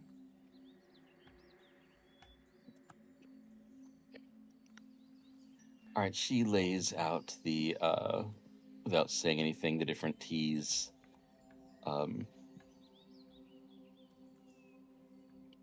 There's like a slight motion that sort of invites you to smell each one to choose which one you would like. And there's, both boiling water in one jug and cold in another. You can choose an iced tea or a hot tea. I'll take an iced Seem tea. prepared for whatever you want. I think I'll have the hot tea probably next time when I have to trudge through snow, but cold tea for now. Iced tea. All right, she mixes that up and serves it to you and then to herself. The teacups are, in one sense, they're very plain. They don't have like a million little leaf sculptures or anything on them, like you might imagine with an elf, but they're also perfectly round, perfectly smooth, perfectly glazed. Just sort of simplicity, but done with the highest of skill. I enjoy, and I drink, and then eventually I slide that dagger with the black leather scabbard and black metal and black handle over to her without saying anything. She looks... You get a sense that she knows what it is. She gives you a look that you clock as, she's open to hearing what you have to say or open to giving you silence, just letting you take the lead as, according to what you need. I let the dagger just sit there for a while. I found this in a hole. I believe it belongs to members of you-know-what. Do you know anything else about it? Is it just ordinary? Is it just for assassinations? Is it just for a night knife fight?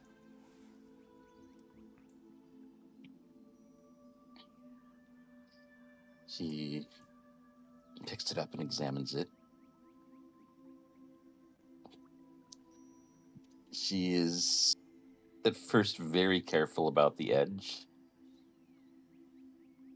which you now notice is just razor sharp. Like you could throw a silk scarf in the air and slice it in half before it reached the ground. Sick. She's carefully examining it before she, slightly tests the edge on her thumb, just lightly pressing. See that there were no poisons on it, but the blade is their craftsmanship. Or whoever makes their weapons for them. It is meant to be one with shadow, as they are meant to be one with shadow. So it's unlikely to provide any type of cloaking, or it's not enchanted or anything. It's just a good knife, I say. It's not enchanted to my eyes. Okay. I would imagine this would belong to a lower level member of their order, someone up high in the hierarchy. An acolyte, perhaps a very young priest.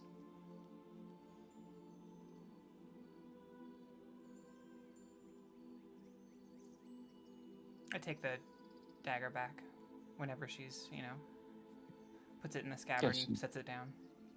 Yeah, she can tell when you would like it back, and she, sets it down in front of you.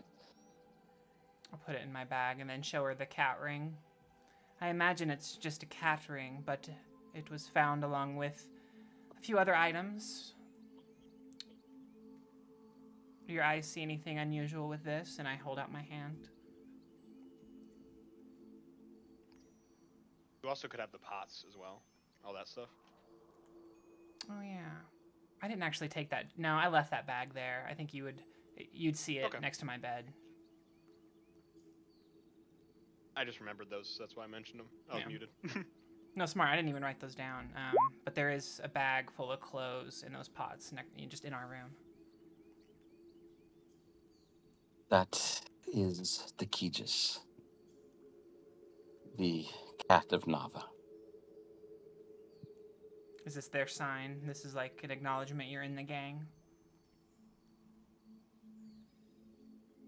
I would imagine it is for wearing inside the temple.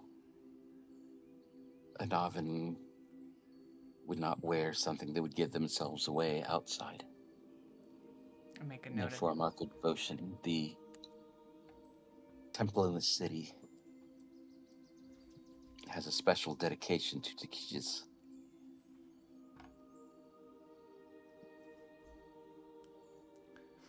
I take it off my finger and place it deep in my bag.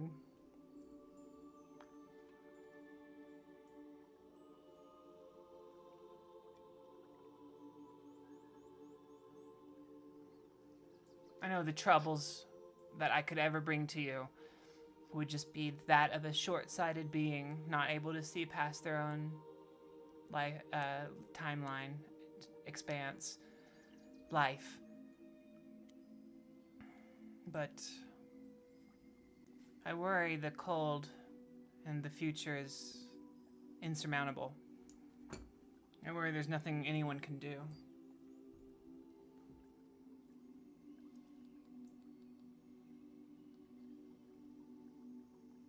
The winter god is coming. Perhaps it's already here. I look around.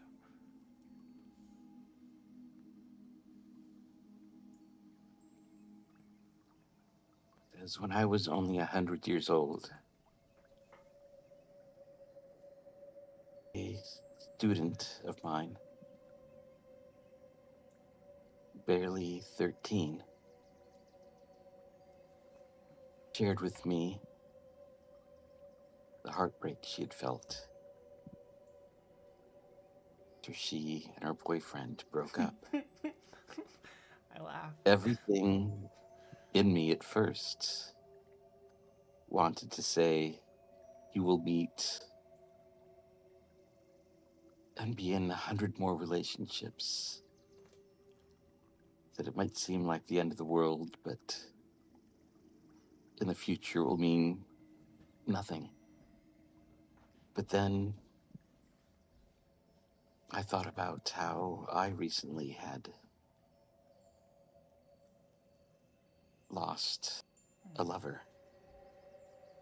and that I'd lost many before.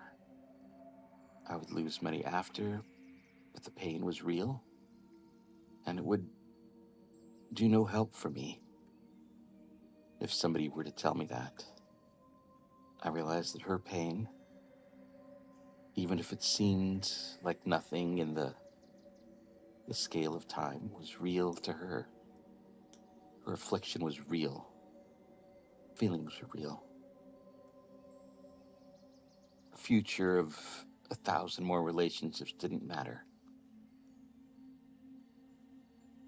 And so I treated her feelings as if they mattered. Because they did. Because she was feeling them then. I would not tell you that your troubles mean nothing, because they're the troubles of a short-lived person. If anything, I would say they mean more than ones that I have after millennia of learning to control my mind and master my feelings. I would say I feel most things probably less than you do. I interrupt. Are you good, or is goodness and badness beneath a being such as yourself?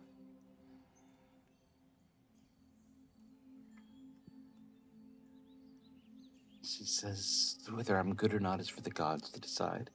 Based. I have made the personal choice to embrace the teachings of Siam, to respect his wisdom, and try to be a person that Siam would judge as good within the limits that he does. In 1,000 years, I may change my mind and follow a different code, or none at all. But for now, I try to be. You have the moment.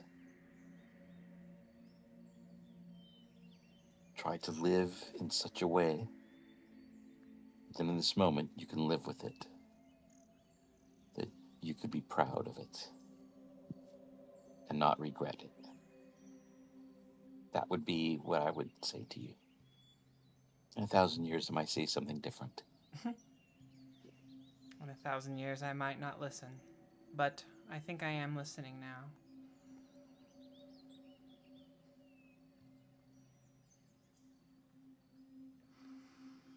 Well, I hope it takes you in a good direction then. Does say in 1,000 years, I may look back at the advice I gave you and see myself as being foolish for saying it.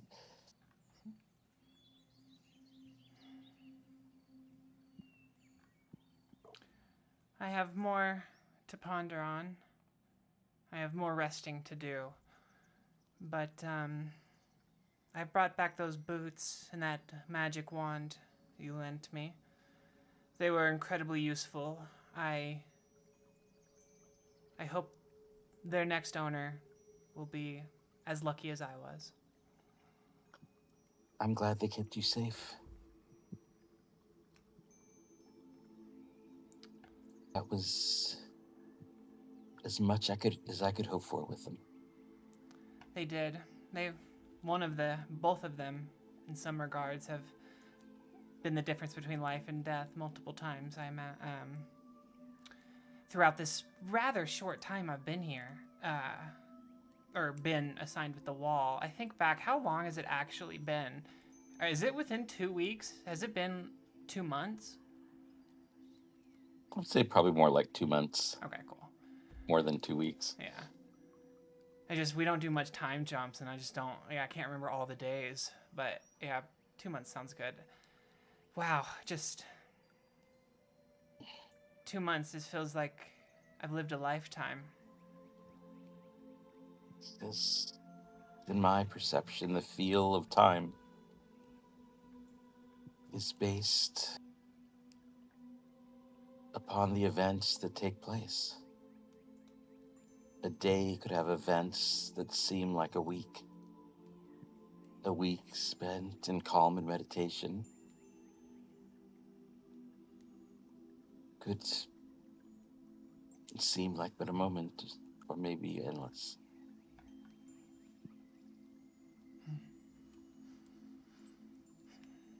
You have dealt with much. I will help where I can. But in the end, what I've learned is that you will have to make your decisions of what is best for you. I and others can only say what we think. Your life is yours and yours only. You'll make the call. Some you will regret. Some will serve you well. Do you have any you wish to discuss with me? Anything that you simply need to let out, or anything you wish advice for? I can do either.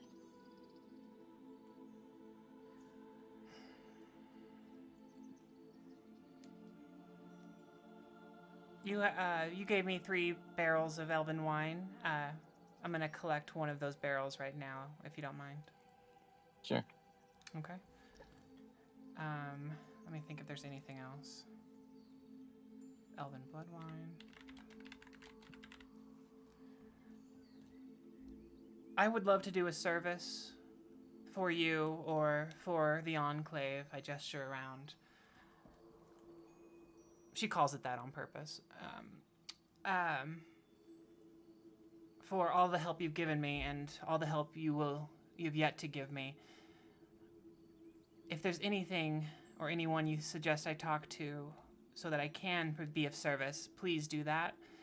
And I provide that service with my left hand, and selfishly with my right,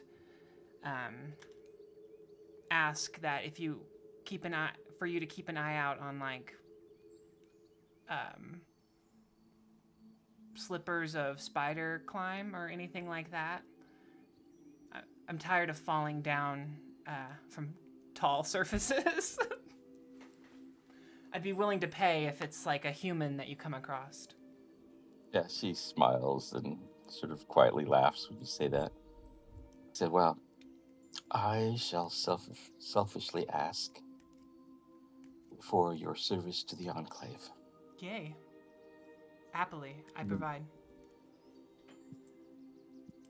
You know that I, of course, am in charge of lore, knowledge, history here.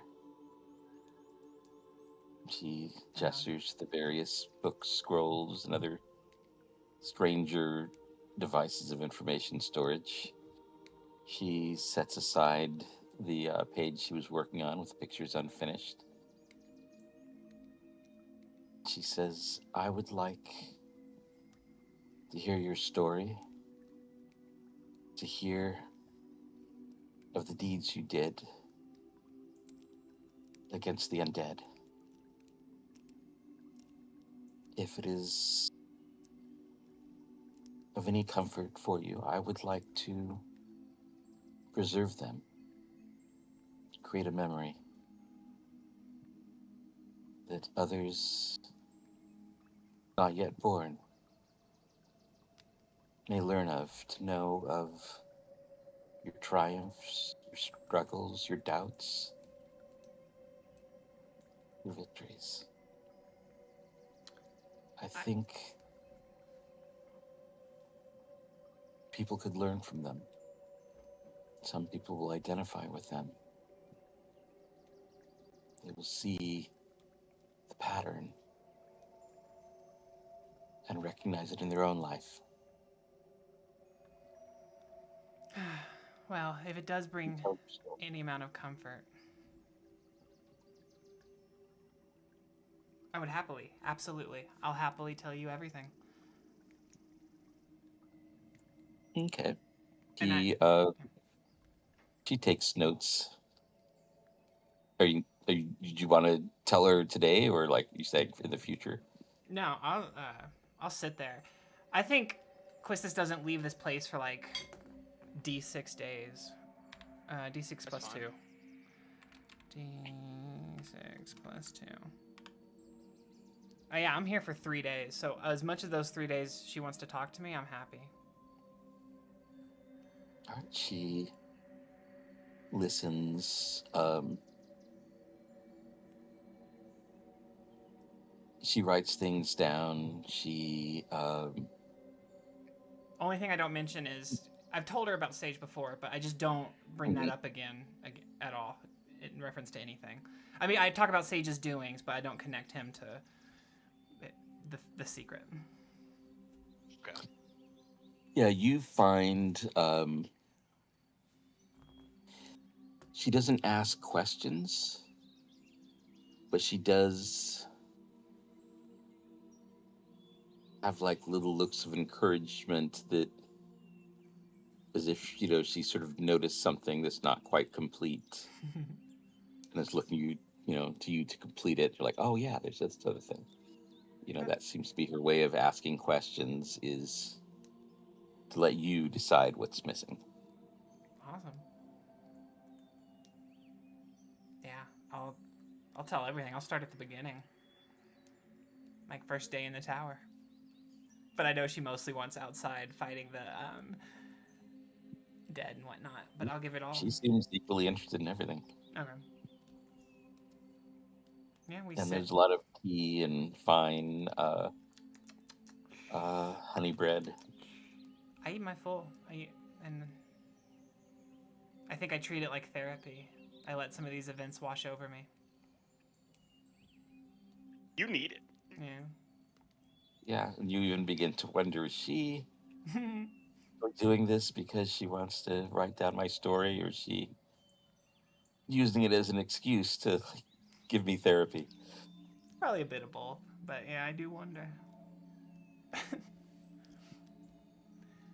And if it takes more than one sitting, I'll definitely come back, but I'll just find an empty bed in the resident's place, move the barrel in my bag there, and just leave it there for the 3 days. Yeah, there's plenty of places where a guest can stay, and they're not like any worse off than any of the residents. They're just as fine.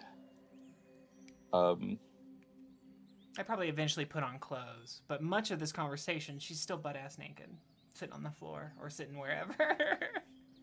Yeah, well, you find after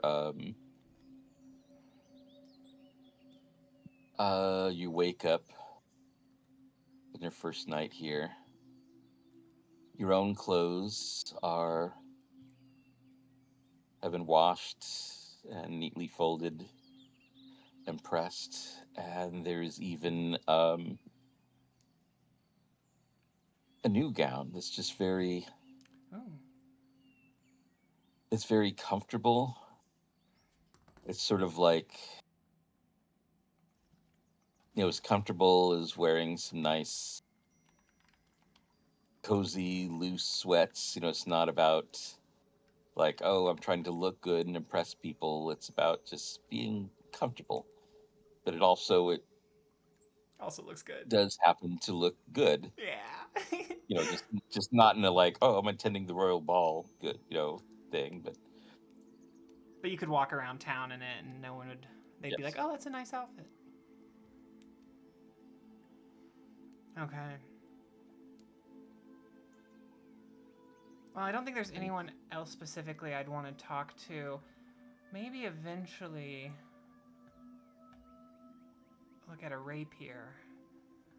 Maybe I'd wander over to the forges one of those days. But if Sage wants to roleplay for a while, that'd be perfect. Yeah, let's give Sage a turn here. Cool. All right, Sage, do you have anything in particular you want to do? Yeah, I'm sitting in a chair in the middle of a room with my eyes closed and holding two short swords. And I am meditating in the tower, right where Quistis left. Sage is thinking, breathing, and listening to the people in the tower around him. All right, you just sort of let it play over you. The hum of people who aren't afraid of being, thwacked with a rod or maybe even stabbed if they step out of line. People who aren't fearful of saying the wrong thing and having it reported to the masters. Sage is sitting here with the mental preparedness that he might need to defend himself. There's a tension in Sage. This kind of tension is not normally present with him.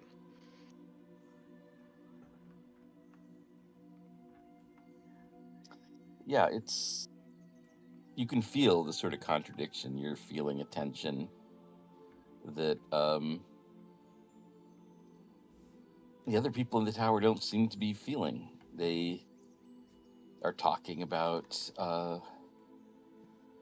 purchase they made with their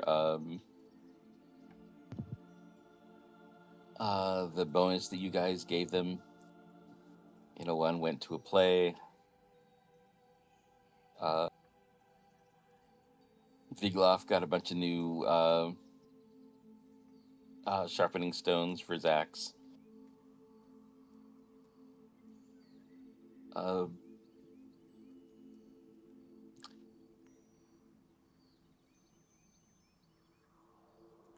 You find that as you're listening, that where is he?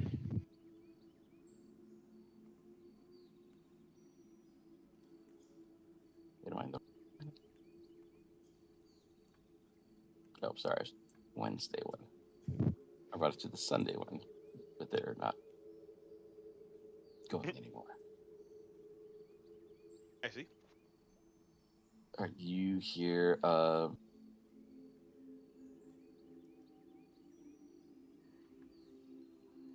So over the course of about an hour, from different conversations you overhear as you're sitting there, that apparently Serge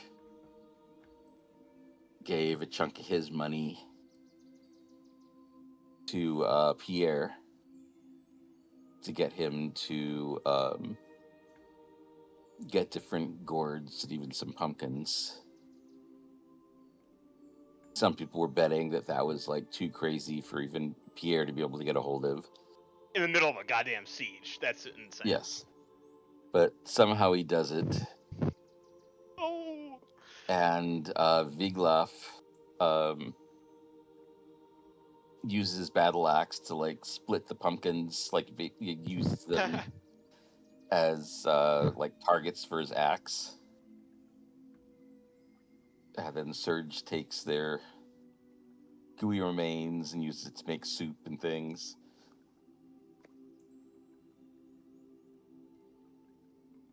You know, just all the little interaction and stuff going on. You know, all these people that are in the middle of death and finding the little things of normal life, things they might be doing even if they weren't in the middle of a siege. These kind of things are all things that Sage never, like,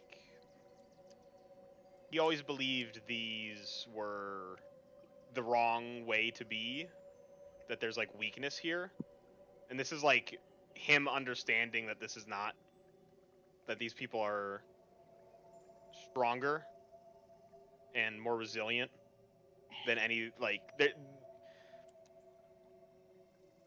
the expectations and the ego that has been just pulverized by this grinding siege. The kind of mask that is Sage is very thin at this point. Oris goes to sleep. Okay. Sick. I'm just gonna So go to you sleep fall in a chair. asleep in your chair here. You get to level up. You when you awaken, you see Bertrand sitting across from you. Seems like he's just there. He's come up to eat up here. He looks over and says, "It's a bit crowded down there. You know, I wouldn't have thought it would work, but the squash and the centipede together, it kind of works. Or maybe it's just Surge makes it work." This is Bertrand? Or Yes. Oris The head will of the crack Longbow. open an eye, cautiously looking Bertrand. Yeah, he puts the bowl about mid-table with the spoon facing towards you. Says, "Give it a try. I wouldn't have expected it to taste how it did." There is this pause. Bertrand can pick up that, like, thinking about it. Not in a angry way, but in, yes. And picks up the bowl. And I want to taste this. Give it a taste test. It is actually quite good after what you've been having. You know, sort of the plain rations. You know, a lot of unleavened bread. You know, oatmeal, somewhat thin soups. This is hearty. Surge apparently somehow got fucking pepper. It's got a good peppery taste to it. It is rich and thick. With the squash in it, you can't stand a spoon in it, but it takes a little bit for it to slide down. And it's just very. It's still hot. And it just sort of satisfies you've been in your head, and this kind of hits you in the gut. Just the visceral bodily needs and urges that it satisfies. Sage has like high order eating disorder. You know, not very fun to eat for him. Sage just like devours this ravenously, like is hungry, and I guess I'll do a wisdom check. How controlled am I? No. I think I will like taste it with the spoon, get a piece of the meat, you know, think about it for a second, and then just start gulp, gulp, ah, taking large breaths, eating in the way that a child might, immaturely. Okay. Sort of realizing after the bowl is finished, Bertrand just sitting there, watching me, or not even watching you. He just sort of sitting, letting you, go crazy on this.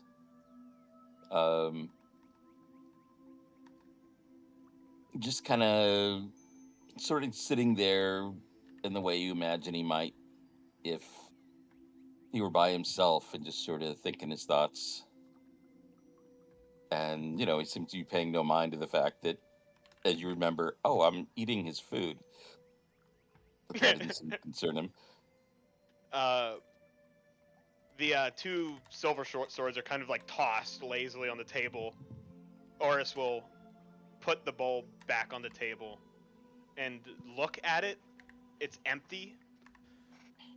And there's just this overwhelming look of guilt, of shame, as the only thing that he can think is the last time he lost a friend. It was somebody that he wanted to, like, Gwen, he believes would have loved these, like, food. Like, this is, like, the biggest fear of his entire childhood. And he has it. And it's just, like, this shame of having lost someone.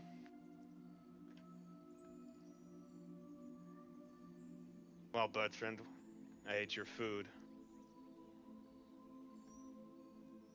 He says, was it my food? You brought in the meat. Serge brought the squash. I think it's everybody's food. And you can see he's got his dagger out and just sort of like absently spinning it between his different fingers, in a way that's like, you would think he was showing off because it's, very sort of elaborate patterns, but he's not, because he's like, you think he's like not even aware he's doing it. Yeah, he's just doing it on autopilot. Yeah. He's very talented. He says, seemed like you had troubled sleep. I had a dream. I was running. Cold. Running to or away? Running from. They were looking for me. They couldn't find me.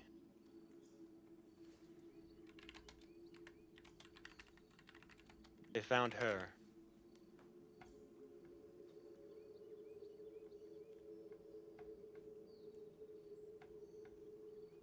Oris looks, was looking off into the distance and looks to Bertrand.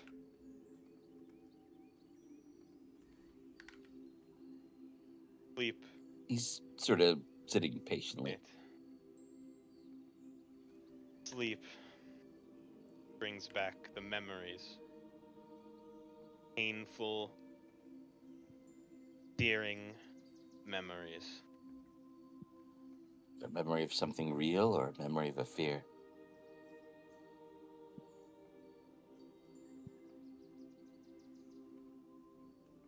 It's a long exhale.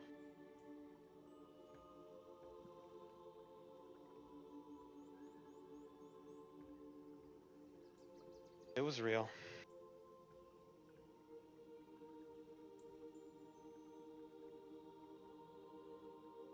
You know, you ever done something because they told you to do it?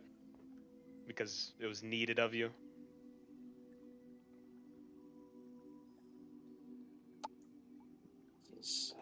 Yeah. You mean things that you did because you were told to and you felt you had no choice about, but later you realized you did. You were just afraid of making that choice not to.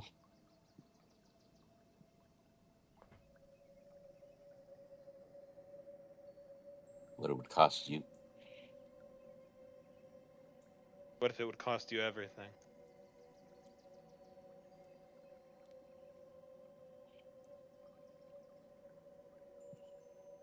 A lot of people want to make it seem like it would cost everything to defy them. Sometimes they're right. I think most of the time, it's just what they want you to think. They want you to think you don't have a choice. That you'll die if you don't do what they say.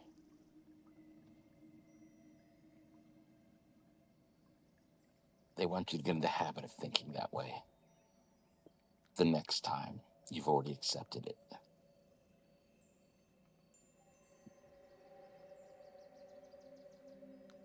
I don't think that's the way to live. And I don't think that's the way you want to live. Sage will, or Oris will look to the short swords. No, no, no. I've found something here. I've made something. Something they Oh, can't yeah, take you from have. me.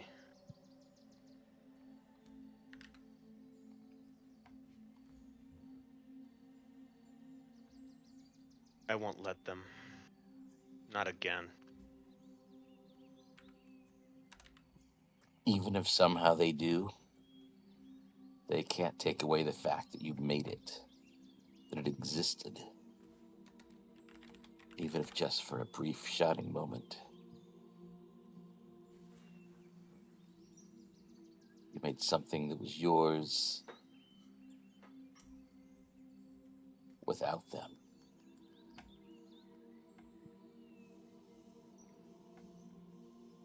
That's the lesson I see happening to you.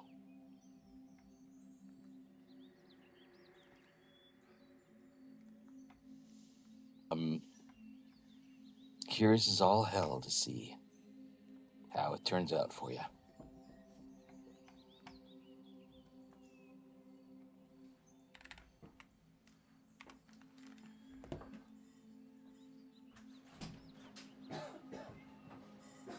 Oris looks at Bertrand.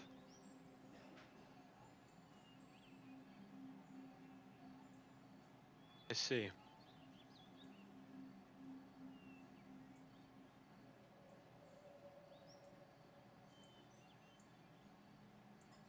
I don't know what's next. That's what worries me. It always has. And it smiles and says, anyone who thinks they know what's next is wrong.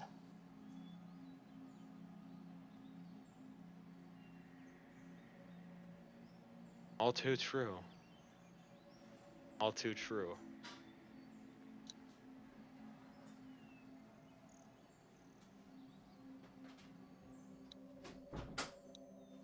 When I was 21, I looked back and said, at 19, I never would have imagined that this was my life. This would be where I was. At 23, I looked back at 21 and said, I never would have imagined this. I noticed that every time I looked back to a time in the past, my life was something that I wouldn't have expected. And I realized that we make our fate. We change our lives.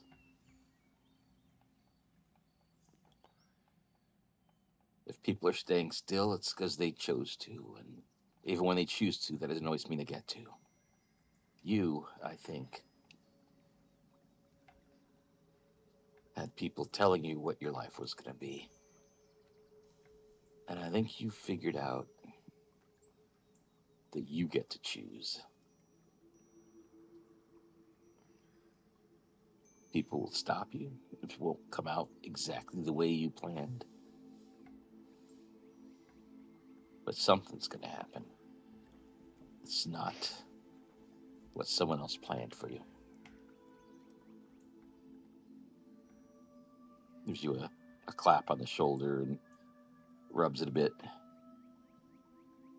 I think you're figuring that out. I'll take your words. I've got faith you're going to pull it together. That you're going to be surprised when you do.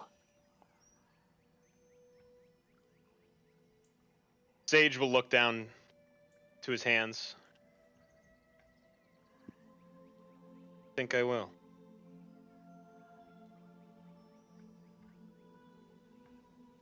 I need to go speak to the quartermaster. No, standing up, sheathing swords. Rest is over. I gotta get up there and keep an eye out for old Blue. You know, one of these days I'm gonna get him. Yeah, the black Dracolich is the younger one, correct? Excuse me. Yes, the Blue is an ancient, massive. Yes. You know the young one. I don't know its name. It looked at me. You left one part out of your story, your advice. Fate has plans for all of us.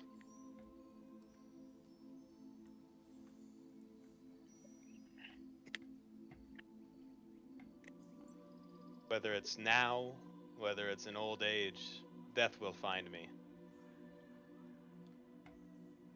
You know I'm what? okay Some with that. people say that. I say there's no fate but what we make.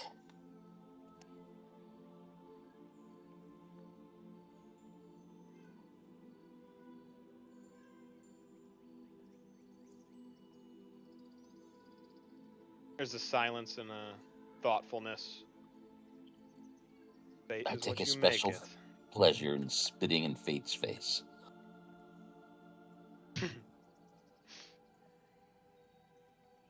Yes. I like that idea.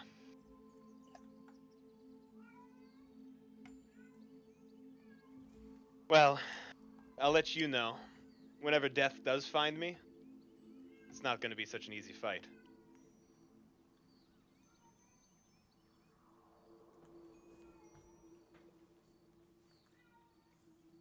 He just wait here. He goes downstairs, comes back with 2 mugs of ale rations. Sits one down in front of you. You want more food? Raises his mug. Says, "You and me, 2 people. The one fate is standing over us with the executioner's axe. We're gonna laugh, look up, and say, 'Bring it on.'"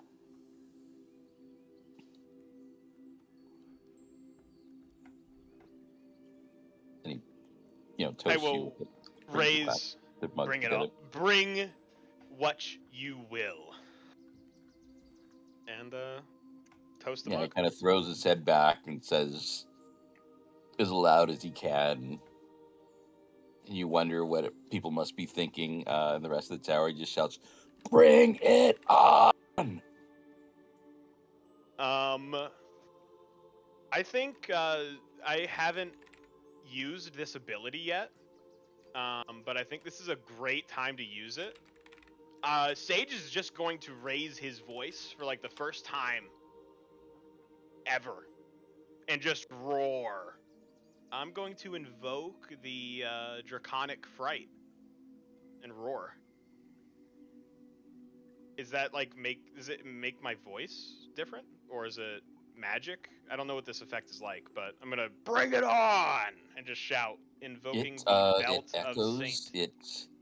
There's ferocity to it. What is your DC? Wisdom modifier is 2, plus 1 should be my DC 16 with all the modifiers.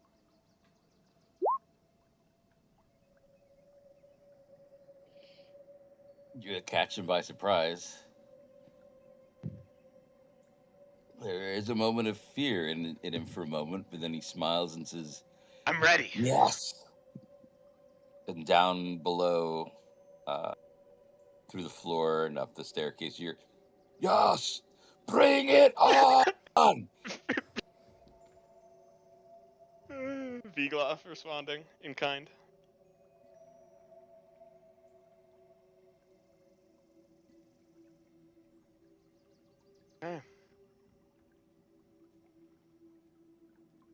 That felt so much better. Releasing my emotions. Clarity. Good. I like your style, Bertrand. Like yours too. I think you're going places. I think we're all going places. Hopefully I can keep you alive. I'm going to go get some medical equipment. Practice. He smiles and says, don't worry about me. I'm not going anywhere till I finish off that dragon. Not if I get it first. I don't I'm gonna be a believe in Queen's fate Dragon Slayer. for me. But I'm gonna be that old blues fate. I can tell you that. We'll clink mugs and finish the drink. You know, very happy with this. Sorry, what was that? Clink, finish my drink. You know. Okay. Clink mugs. Yeah. There's a lot of a relief in release and a understanding here. Sage will go and I'm gonna go see about the quartermaster here. And you see Pierre. All right. Yeah, you see Pierre looks a little nervous. He says, are you done bringing it on? We're just getting started. I am looking for medical equipment. Poultices, bandages, healing kits. Healing kits.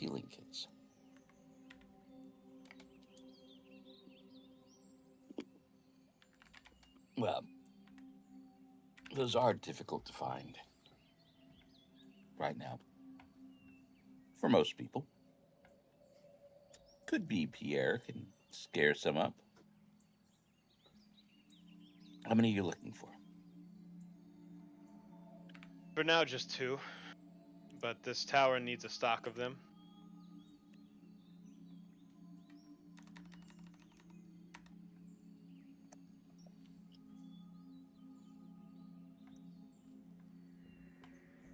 He nods. I'll get right on it. Good. Thank you. He says, Pierre. I think I'm gonna need about 15 pounds of that centipede meat.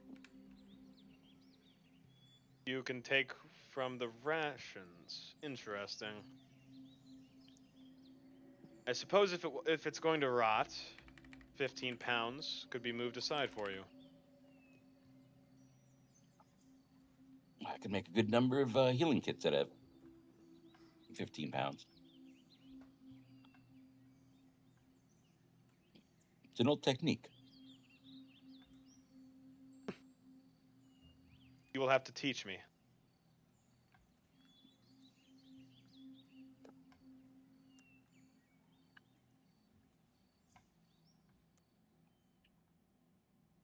Okay.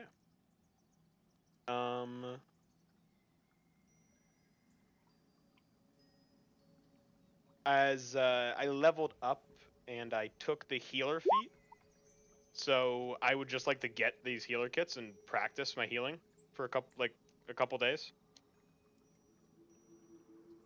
Yeah. And he brings you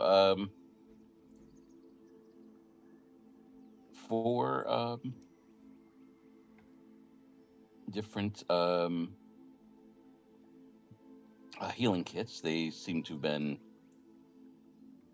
assembled. The bandages look to be made from, different people's clothes shredded into bandages.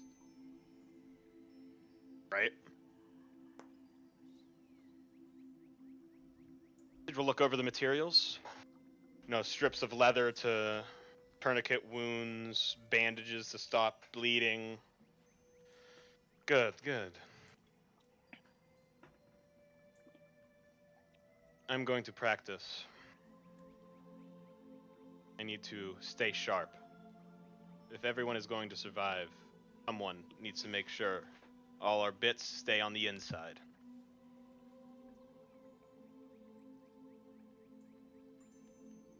And so Sage is going to practice, wrapping bandages, applying stuff to himself, learning how to heal himself. Yeah. And it's a learning through doing thing, so...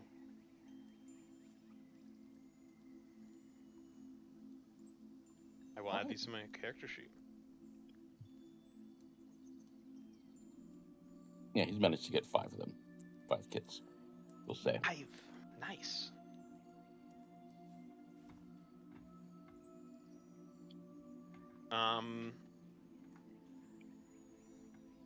Yeah. So anybody who gets wounded, I will take time to heal them as well. Okay. Yeah. Anybody in the tower now who's wounded, Sage is on the case.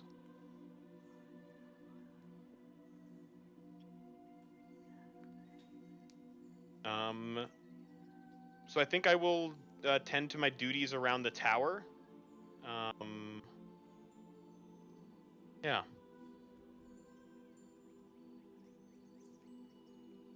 All right. Christus is gone for a few days. And finally emerges. What time of day do you come back? Or do you just,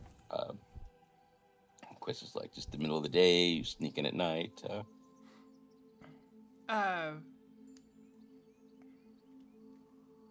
Yeah, sneak in at night, for sure. When it's all quiet. I've got my hood up. I'm just walking the streets slow. No, I'm not. I have a barrel, and I'm being loud and probably annoying just kicking this barrel. Because I never thought to get a cart, and she's just not in the mode to think. So her punishment is just to roll this barrel all the way back. The good news is it is downhill all the way from the Elven Quarter to Eastwall. So sometimes I'm walking in front of it, trying to slow it down, but Imagine a movie montage where the barrel almost speeds up past you and you have to run to catch it. And you're... Acrobatics. What the fuck is a baby carriage doing in the middle of the street in the middle of the night? Okay, got it. Thank God. Why are you leaving that mirror? Why is there a watermelon cart? Very important, single pane glass in your siege. Get your single pane glass in your siege. Okay. All right, so you make your way back in. I push in my barrel. What do you do with the barrel once you're back? This guy, he's long gone, right? In the prison? I'll ping him. Yeah. Okay. I will Not even ask for the key. Am I the only one down here? Yeah, most people are asleep. Okay. Just a few people on watch. Okay. I pick the lock because I don't think I would have a key. I definitely don't have a key on my No. inventory. So let's see how well this goes. Maybe a little bit of her confidence is riding on how well she can do this. Hands a little bit sweaty. Knees weak. Arms are heavy.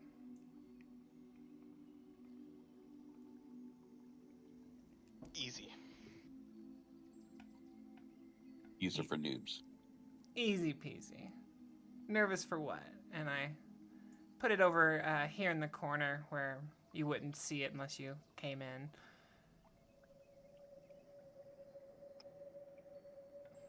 And I lock it back up.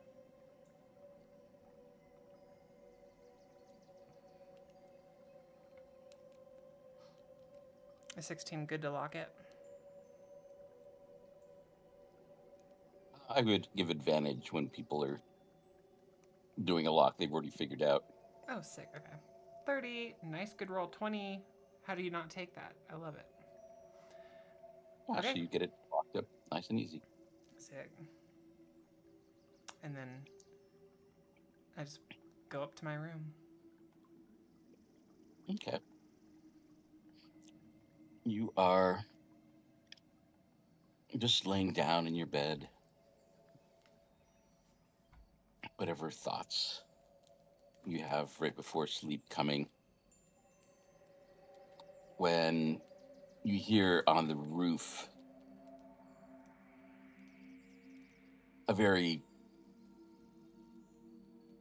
frantic, quick thump, thump, thump, like somebody stomping on the ceiling. And then again, thump, thump, thump. Is Sage in the room? I would be. I don't know where your room is. I think you have a different room than mine. I'd be in my room doing medicine on myself. Okay. So you walk in and I'm like halfway through with like bandages up my arm, wrapping my arms. Mm-hmm. Look up at you. Sage. Quit being weird. I sleep in this bed Rowan used to sleep in, which is the correct bed to sleep in this room. You got the position, but I got the best bed. I look over at you. Sage, I get the sense that you want me to have my own room. We can talk about that after whatever's about to happen, and I'll happily move out. I think a captain should have your own space. We'll move this bed out. You'll have a desk. But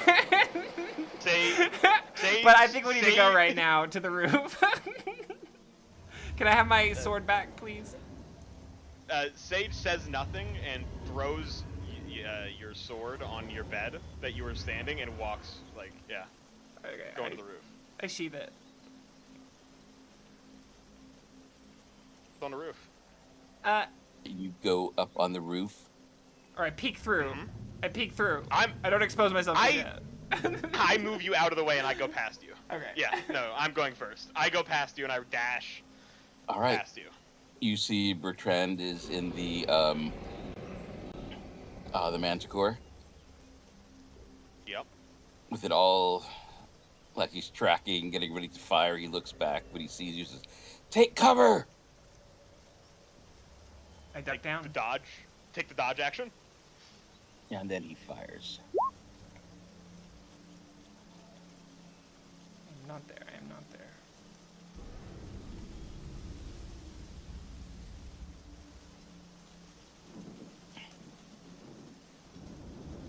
And you hear a roar.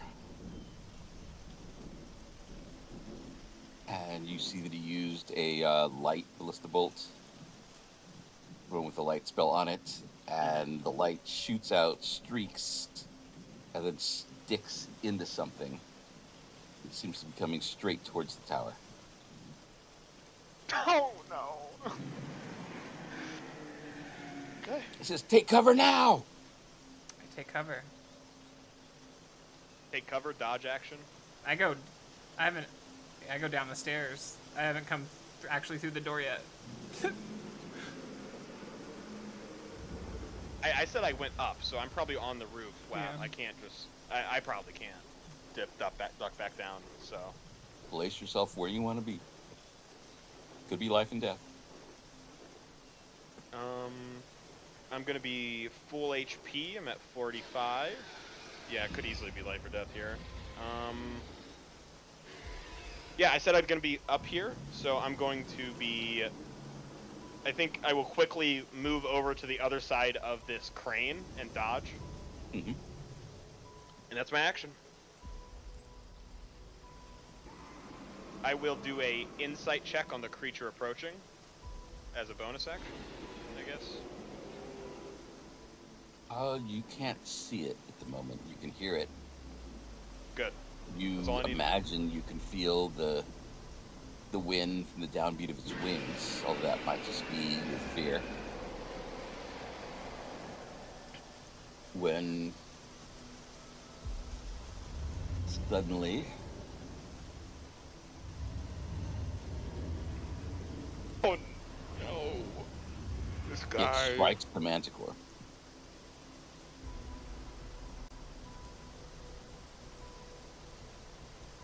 Roll the 12d8.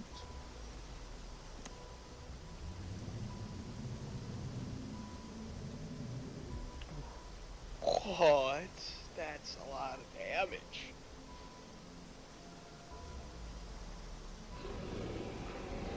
Not a bad roll either. Mm-mm.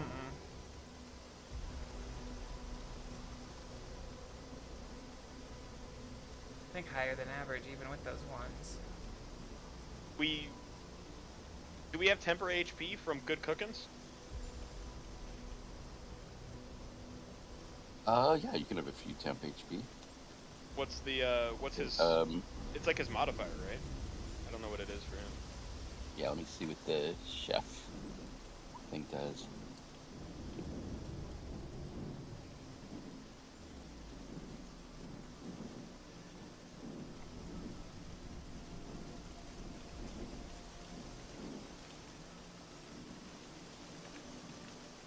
Temporary HP equal to your proficiency bonus.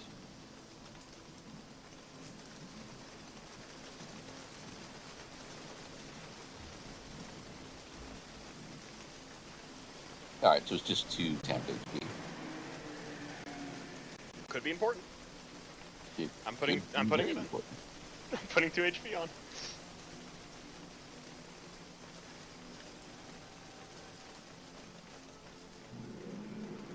Okay. Alright, you watch as, registering this all almost in slow motion, as the stream of acid strikes the manticore. You watch bronze melting away, like pouring boiling oil onto butter. There's a shield that sort of helps protect the operator. You see part of that just almost evaporate away, and Bertrand is struck. Aww. Bertrand, I hardly knew you. It's using the 5-foot beam in a 60-foot line, so it's just a beam of dark black churning acid.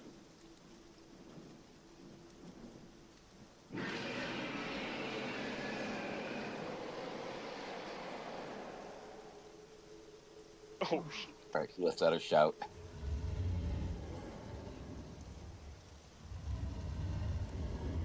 The beam, the dragon was coming straight through the beam. Does not strike you. It goes right between the tower and the door. Or the door and the crane, rather. Yeah. I assume he was like aiming mainly at this thing too, and then kind of Yes. like blat on the rest of the... Yeah, but still, you watch the acid go around. You smell it stinging your nostrils for a second. You try to stop breathing as you feel the vapors of it. Like And instinctually. you just instinctively stop your breath as a little bit gets into your throat and begins stinging, just the vapors of it. Ugh. Lucinda calls up, Bertrand!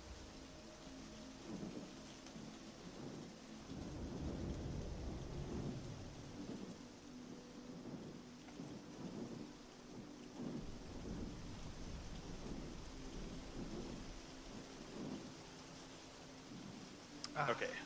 A moment I wish Tis I could initiative time. send message. We need to get that ship coming. It is initiative time. Yeah, it is. Oh no. Oh, hi. Can I get a good initiative? Can I? Which god do I gotta kiss The on the Vea cheek? will. How do I gotta blow to get an initiative around here? Hello, that's the god. That's the money. Yeah, right there. That's what we call big money in the business, by the way. That's the ticket.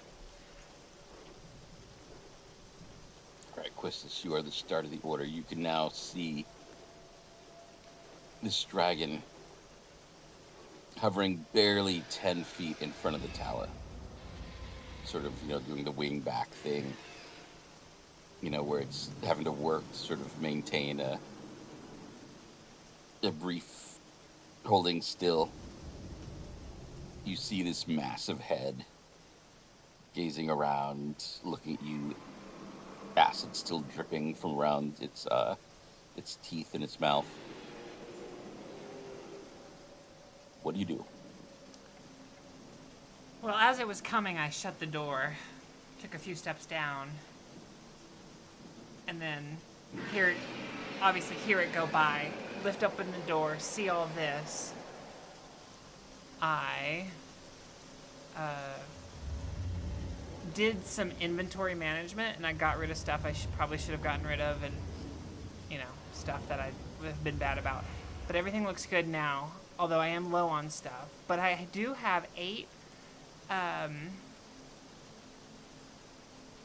silver tipped arrows left. Yes.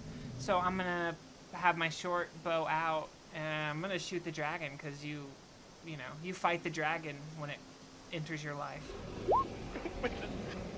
24. Yeah, seems reasonable. Yes. Silver tip arrow, 24. Are you trying to stealth to get a sneak attack on this? Oh, could I have done that? It's probably too late. Oh, that's a good idea for next time. Yeah. 24 Great idea. I concur. Stealth, I don't think stealth is on her mind. I think she's fucking afraid of this dragon. But You're acting first. Nat 20. Gonna act, yeah. And then for 5 damage. Does the silver do any extra? No. Give me a perception check. 6.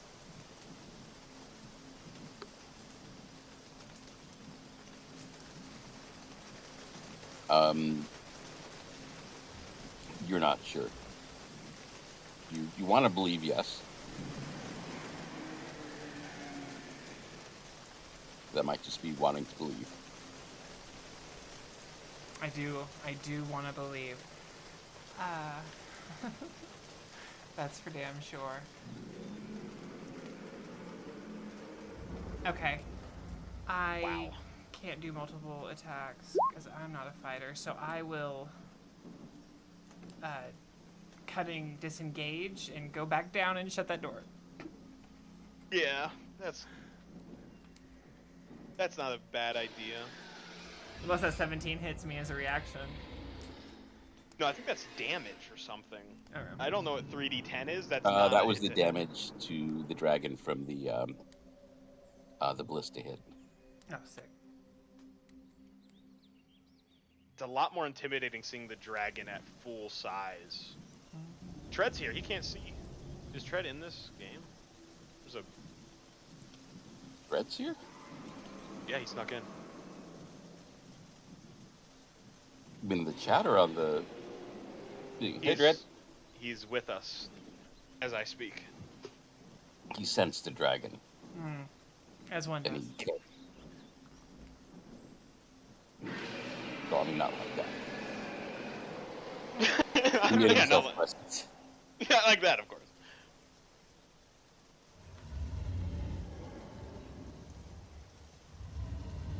All right. The dragon's turn.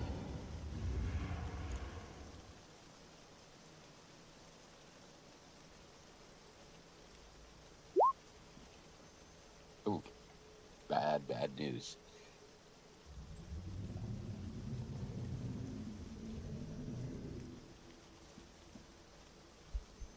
All right, it decides to breathe on the manticore again.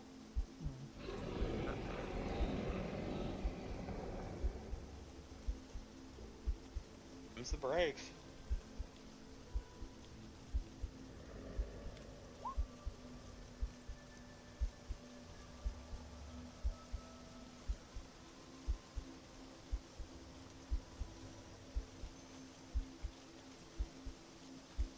Oh. He went down to his, he went down fighting. It's our first guy we lost. This is a good moment. Yeah. Oh. We'll see.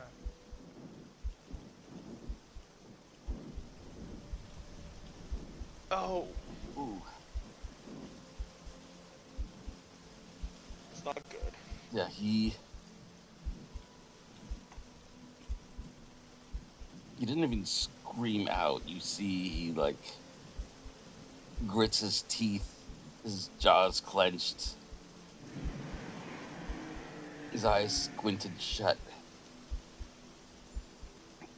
and badly burned by the acid, he falls limp in the manticore operator's seat.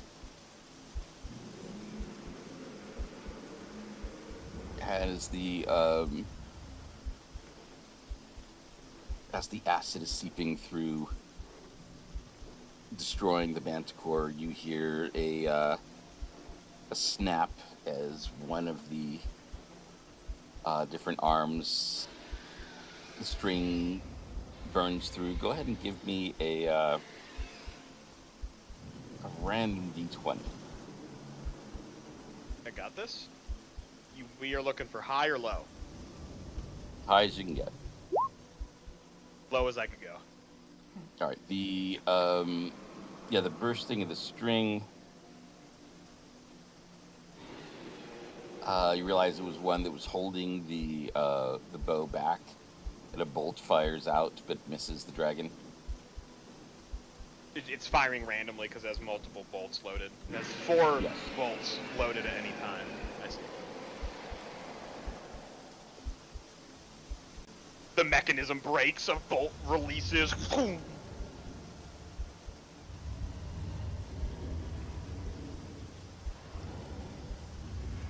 Bertrand.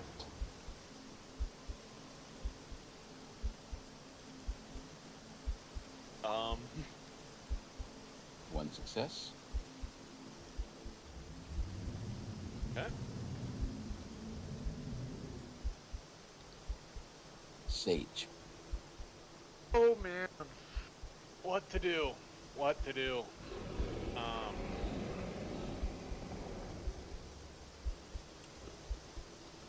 Killed our gunner.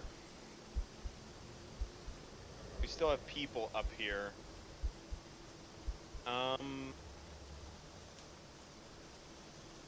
With his position in the seats, could I get him out and down?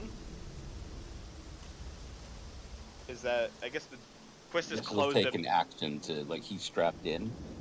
Correct. That's what I was trying to around figure a lot. out. It will take an action to get him out. At the same time, this dragon is going to act, so unfortunate. I don't know what to do. This dragon is too far across for me to do what I wanted to do.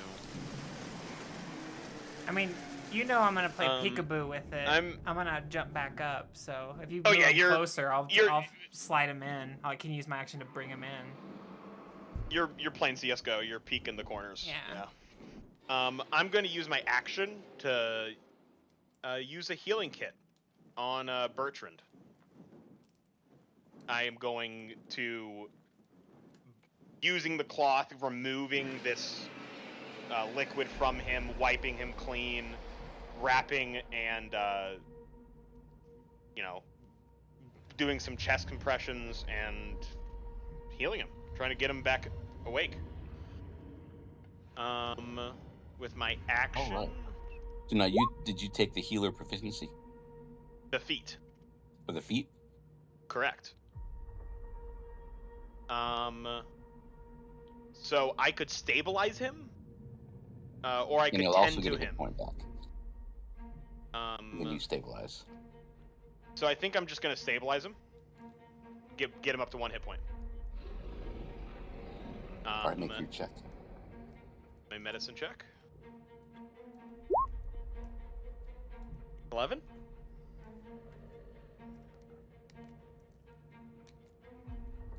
All right, you use one of the bandages to scrape away the acid that's already eating away his flesh and creating fresh wounds. You see the bandage smoking as it hits the ground, the acid eating it away. I drop it, shaking my hand off, get another one.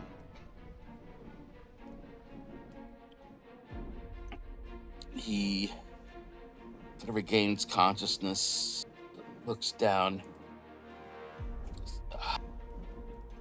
Leave a mark.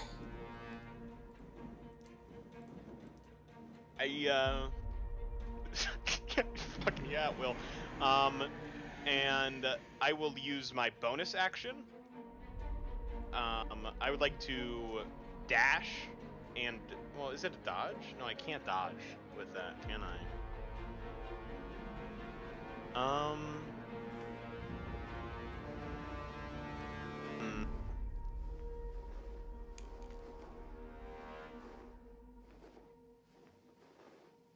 Yeah, I can. I'm gonna spend one. I'm gonna move up here. I'm gonna move my whole 40 feet, and I'm gonna move out and start mirroring the dragon as I walk up, heal my ally, and then I will step off and begin flying, facing it. And I'm gonna use my bonus action using a focus point. I'm going to disengage and dodge. Patient defense. All right, so you step out past the edge of the tower? Yep. Into the air? Into the air. I'm flying.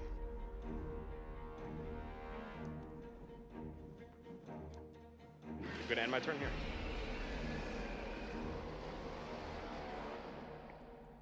Orin.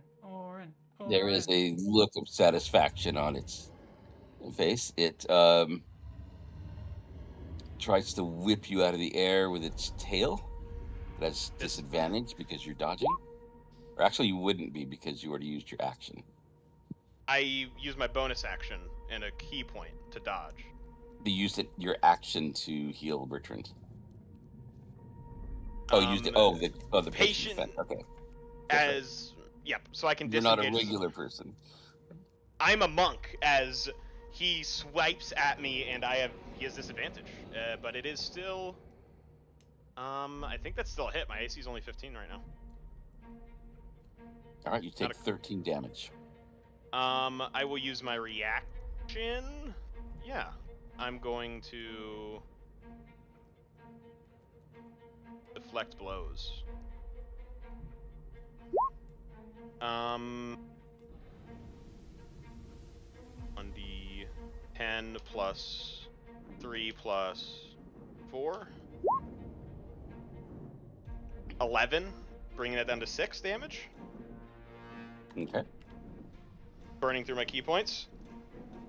The tail hits me, and the majority of it smashes into the tower just below me. Able to push myself out of the main thrust of the tail.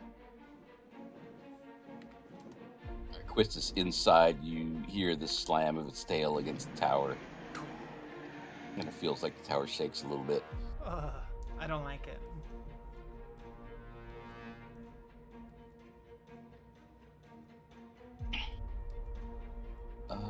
Lucinda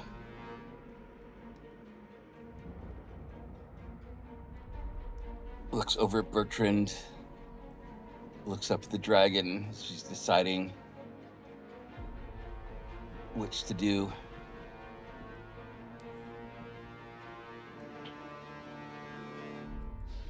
She pulls out a hunting knife and goes over and slices through the straps holding Bertrand in.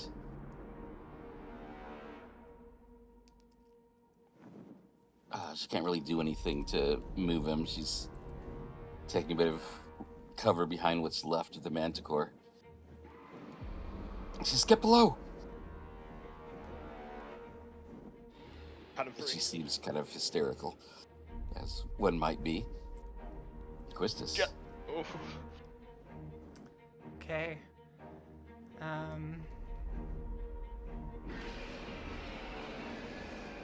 I mean, sitting below this door. You feel the breeze inside the tower coming through the arrow slit as the dragon's wings go down.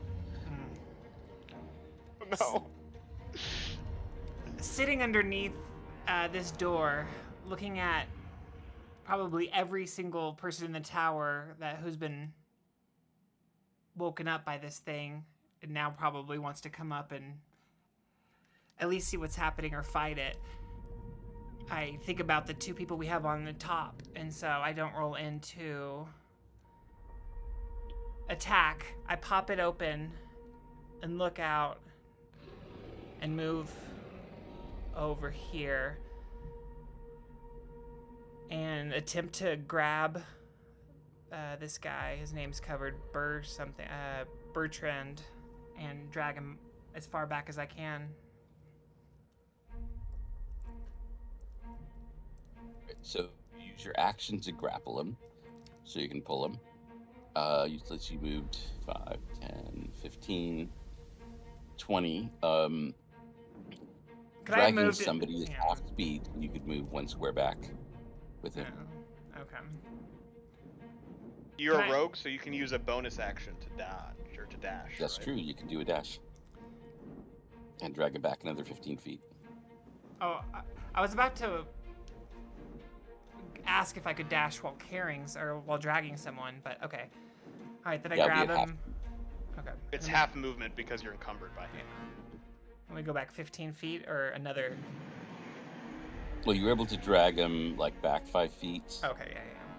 And get him there, so you can go another 15 now with the dash. Okay. I move the 15 to the door.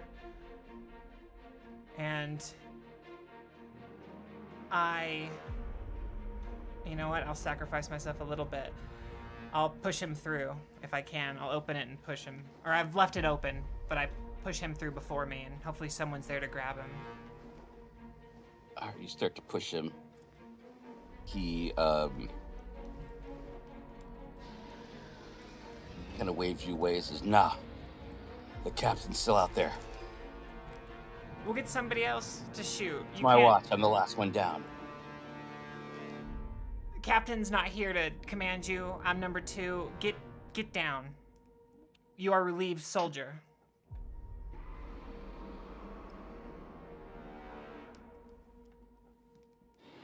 You want a performance? Something? Charisma, something? Give a persuasion. Yeah. Nice. Oh, needed that. Saved his life. Nice 20. We haven't lost anyone yet. Starting today.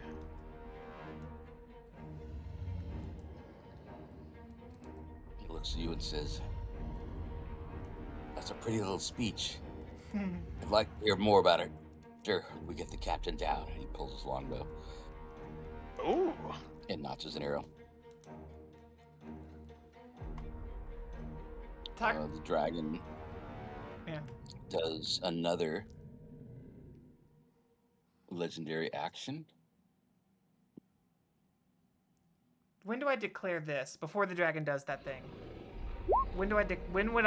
I just got this as I leveled up, so I'm testing it now. When is that automatic? That nothing's automatic.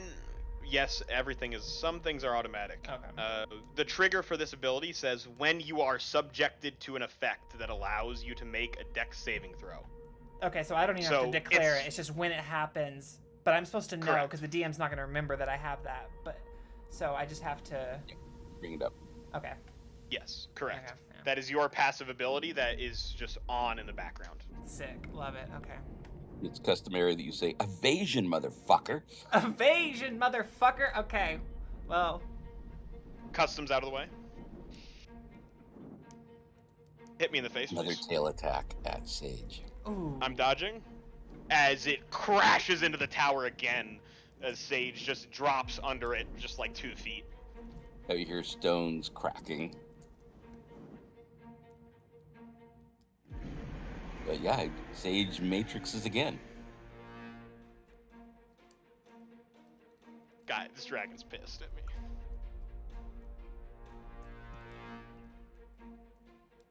Let's hope it does not regain its breath weapon. It does not. Whew.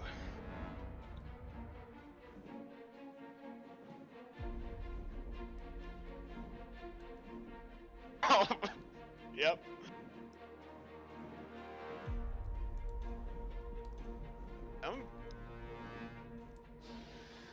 You see 16 wisdom save, Sage. It should be everybody on the tower. Yeah, but you're the one standing there. Yeah, wisdom saving throw. Good one. I yell at the dragon.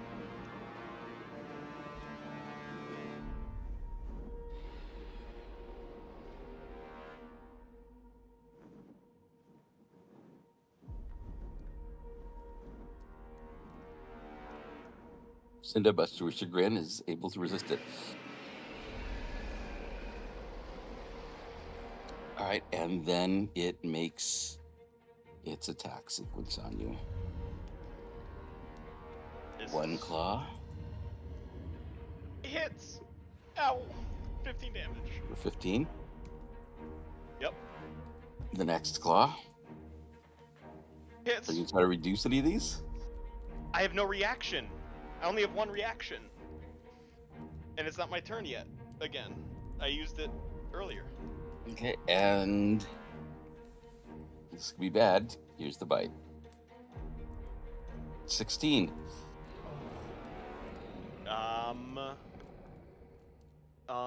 Do I have any? I don't have anything to give me +1 AC, +2 AC.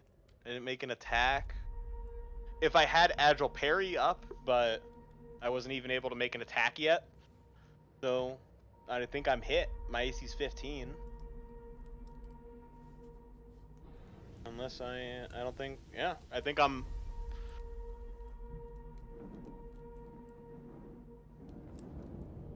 And them's the dice.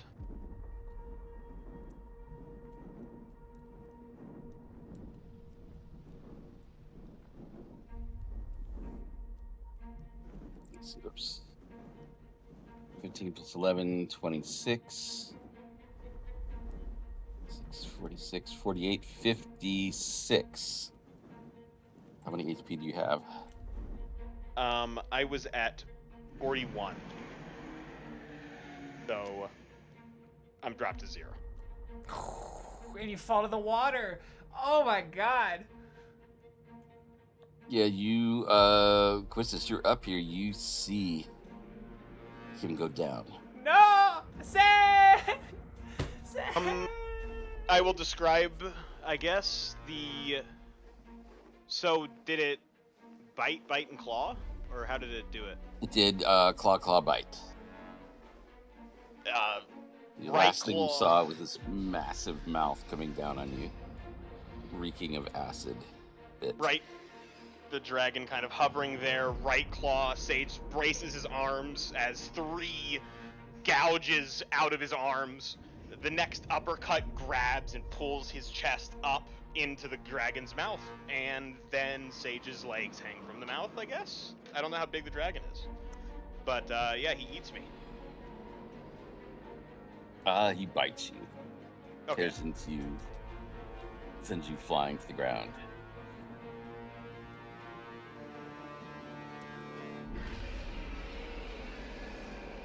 Good chew toy. Do you land on the tower or do you fall to the water? Is there falling damage? I'm so concerned. Jesus, take the wheel. He falls and takes damage from that, Oh no. which is 2 failed death saves.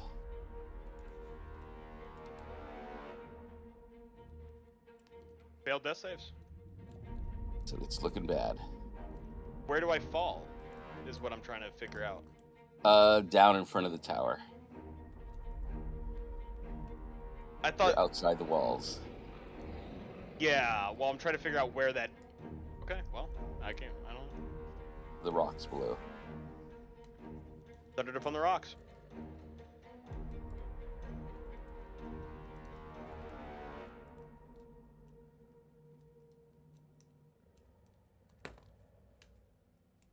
Very distraught. All right, Bertrand grabs the one of the pouches off the table, throws it into the fire, which immediately turns red.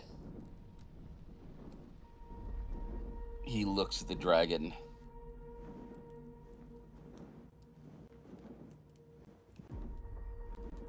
Down his arrow at it. Says, "You aren't getting the captain today."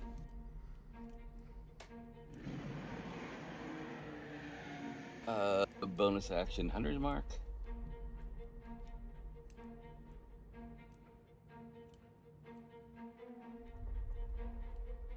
Just misses. It bounces off its scales.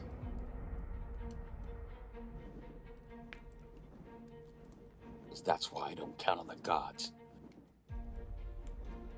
Sage, make your death save. I've I've stored up 2 inspirations. I'm gonna roll this death save. Can I re-roll it with inspiration? Yes. Cool, I succeed. Woo. I'm keeping it. Okay. All right, Lucinda. All right, from where you are, Quistis, you can see she is crouched behind the remnants of the manticore. Her eyes are closed. She is desperately afraid. And you see her screw up her resolution, stand, turn, and fire. Oh. It bounces off its scales. She ducks back down for cover again. On 0.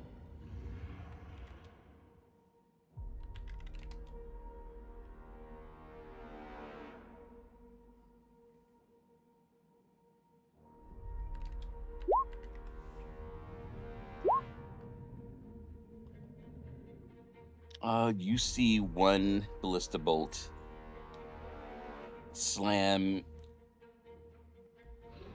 into it, but bounce off the scales. It doesn't quite stick. Oh. The second one strikes, and when it hits, it detonates into a fireball. Sick. Nice. Got the cool arrows.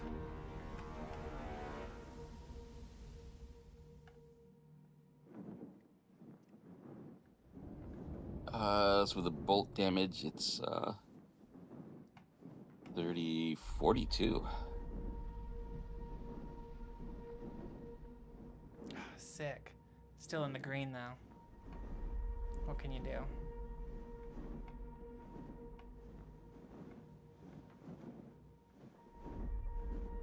All right, that was 0. Quistis, you're up. Okay. I dash to the side here. 15 feet is my movement. I'll go another 5 and then just step off, and I want to drop down. Not trying to catch myself, but drop down to that next level that's either 2 or 3 stories down. How many stories is that? It's 1 story down. Sick. Any falling damage for 10? No? Give me an acrobatics. Sick. Normally D6, but I'll let you Okay. try to avoid it. 27. Also, Also, so you managed to land, tuck and roll and aren't hurt. sick. Parkour. And I haven't used more than that, like 20 movement, 15, and then the extra 5 to get in the air. Yeah. Okay, sick. And I would like to point out I am shoeless, so barefoot she's doing this. How far until is it like 10 more feet to the right? Till the next drop? Actually, you'd want to be like over here. Okay. That's where the edge of the floor below is. Still 20 though, okay. And then any Yeah, you can space see the forwards wall. a drop? Okay. Only if you want to drop down to the ground, but you can. And that's another 4 stories? Yes. Okay, I'll, if I acrobatics down and save myself and use movement,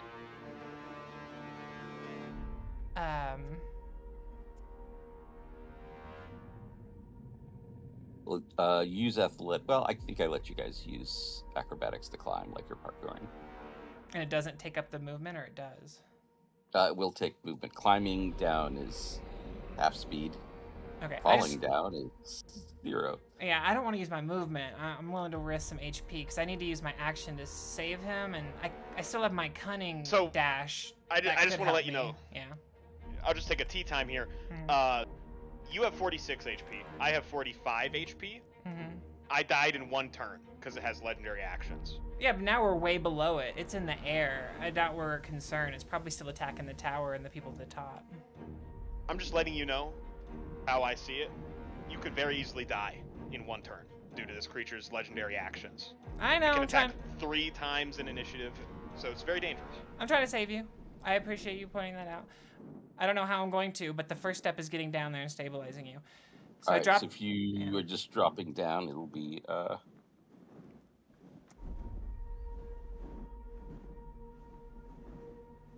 22 falling damage.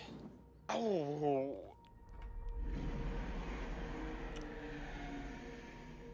But you can use your Can I use any the type rest of of movement and dash to get to him. Okay.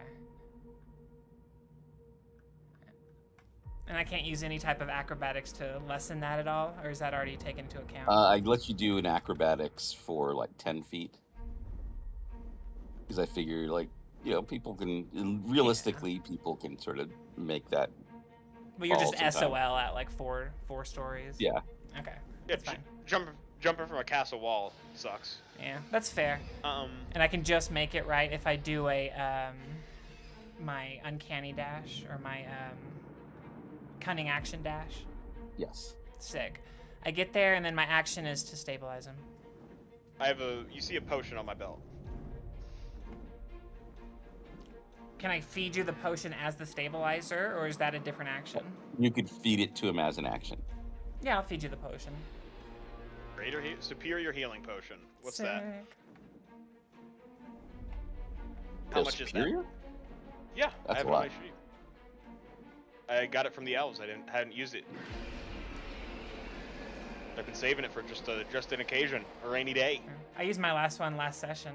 We got like 4, I think, and we split them, and we only used 2 that first encounter.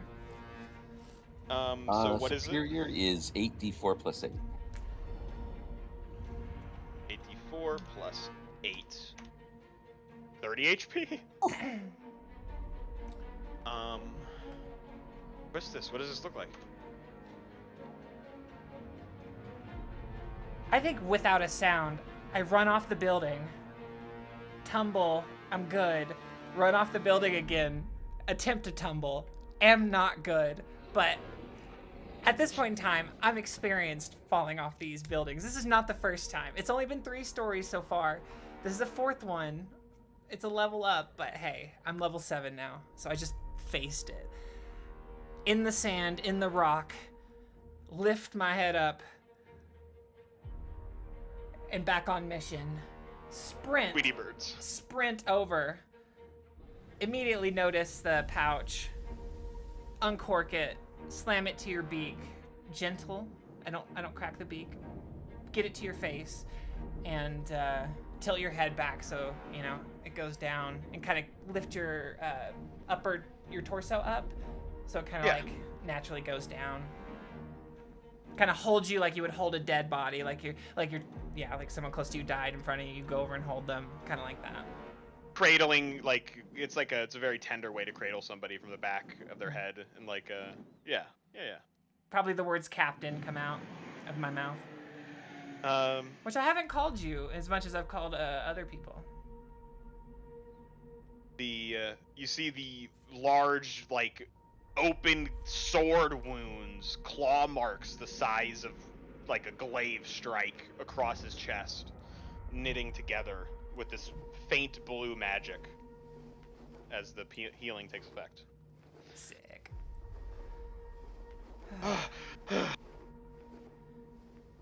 Sage. I'm alive. Oh God. Oh. I did not think to see you again. Looking up at the dragon above you. Do not be brave. Fly away, Sage. Wait, you can't fly if you're this low on health, can you? He's at 2/3 health now. Oh yeah. That was a good potion. I'm not even bloodied anymore, man. Don't be brave, Sage. Get out of here. I've got a gaseous potion. I'll travel far down the wall, and then I'll find a way in. And I'm not trying to be pretty. You see this. You look up, this dragon almost eclipsing the sky above you. You realize this could be it. Mm-hmm. It could swat you away. What could possibly prevent it from finishing you guys off? And then you hear from above in the tower, "Come here, you coward! Woo! Yes. Face me!" Yes.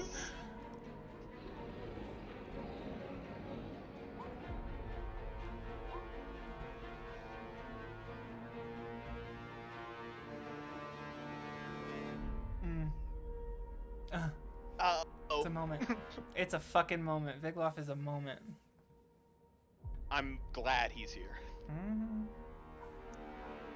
Another miss.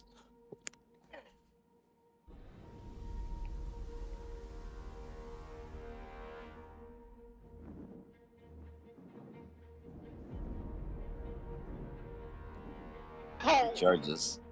Oh. How is this guy?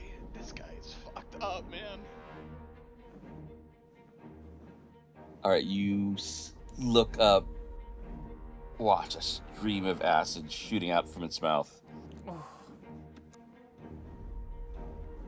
Towards us or towards the tower? Horizontal? Towards the tower. Yeah. 51 damage. Holy shit, man. This dragon is brutal, man.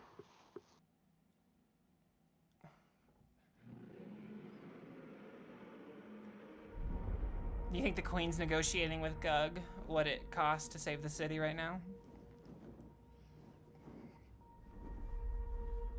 I'm speechless. I'm just... Who did he hit? You hear? My turn to spit on your face now. That didn't even hurt.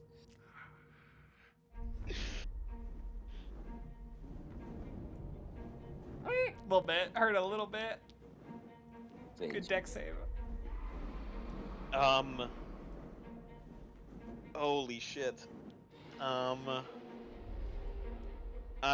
So we are below the tower on the rocks?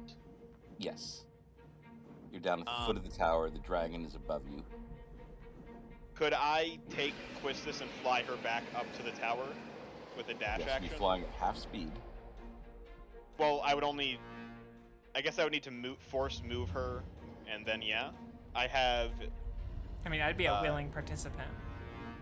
I have 80 feet of movement. Well, it's forced movement, so I'm still like making you expend movement. So I still have to have a cost because like it's not just free. Yeah. But I have 80 feet of movement. Yeah, so you can move 40 feet because you're moving at half speed. My question is, where does that get me? Due to the terrain, due to the situation that we're in. Well, you're flying, so terrain isn't really an issue. You can go up. You could make it onto the wall. Sick. Yeah, I'm gonna fly her and put her on the wall. Thank you. Yeah. I'm going to use a bonus action, I think, as my... Well, let me read it.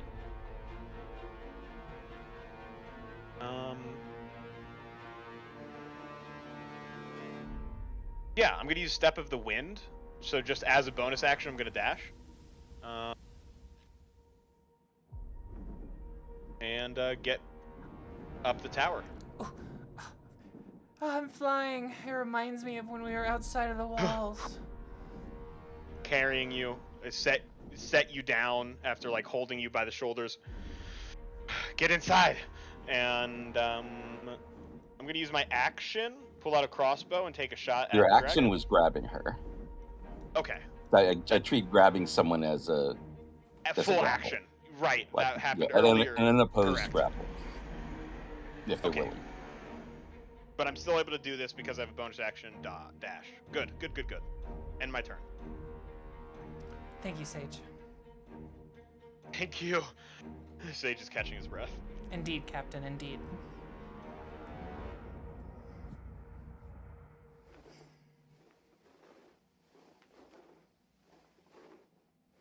Lucinda tries again.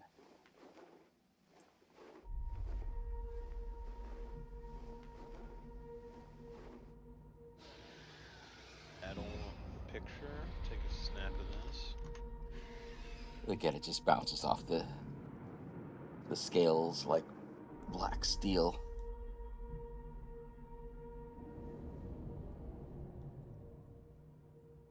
I didn't even get the dragon in that one.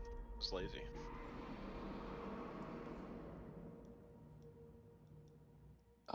Vigloff runs up so he can at least hurl an axe. Sigrun had a rated action to move with him.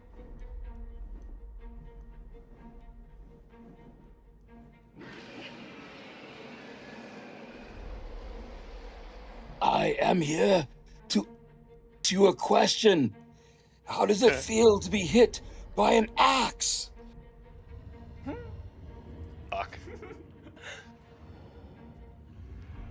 The hand axe button isn't working. Let me roll off his sheet. If it wasn't probably a priceless war axe, I know he'd throw that, but I wouldn't really expect him to. Ding. I don't think you can Great Weapon Master with a Yeah, he hand wouldn't axe. be great weapon in mastering. It's just the buttons push. So what did he? A 9 plus 5 plus 2. All right, 16. yeah, it didn't do the -5. That's good. So that's a miss. It bounces off. So stop moving!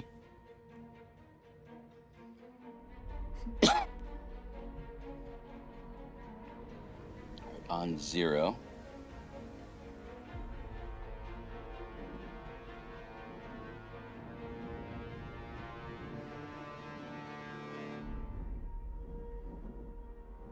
Whoops.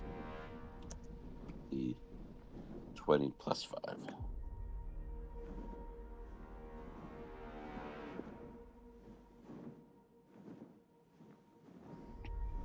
right, another one hits. You can tell people have pulled up the big guns. The one that misses, you see fly out into the dark, apparently lost in the darkness until you see a fireball go off when it strikes the surface of the water. The other one that hits is also a fireball weapon. Are we seeing other towers shoot at it also? Or... Yes, I think these are that's- other towers. The towers to the left and right firing six, at six, it six. with their... The tracers from the other towers as they're like, phew, phew. Yeah.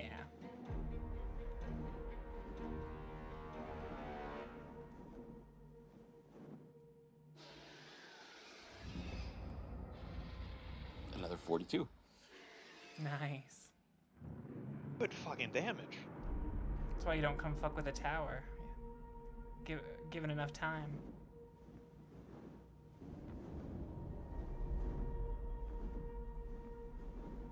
All right, Quist, top of the order.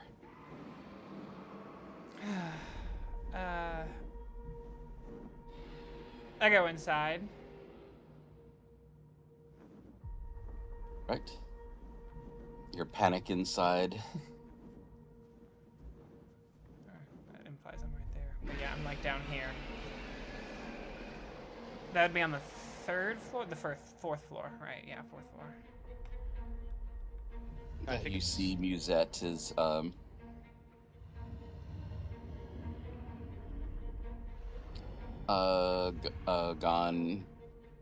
and is loading her crossbow and going up to one of the arrow slits. Oh, actually, one more thing you notice. Be a perception check. Yeah.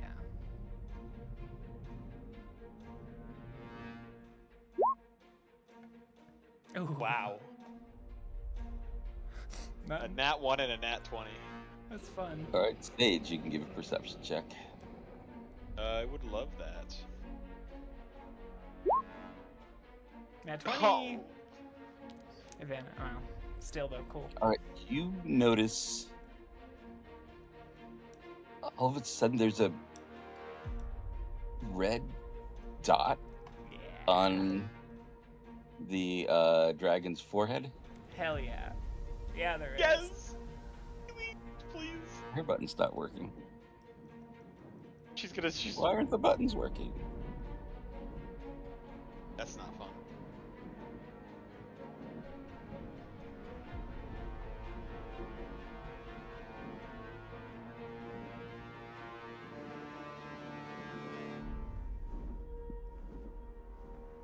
Alright, get her.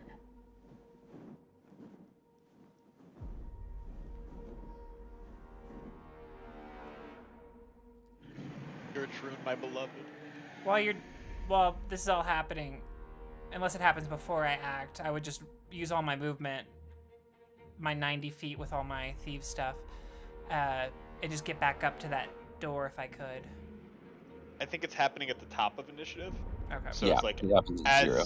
Okay. as the new turn happens, all the snipers and all the people that are like technically out of combat are like, you know, taking long range shots. Yeah.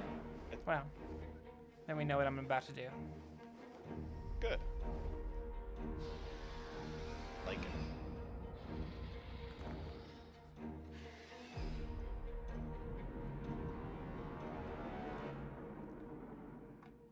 Red dot.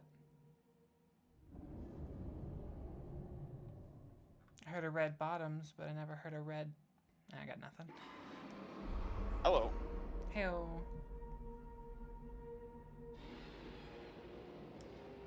Why do you not add it to the... I need to go see. I need to do 2 things. Probably, definitely not today, but get my dagger or knife and go sell some gems.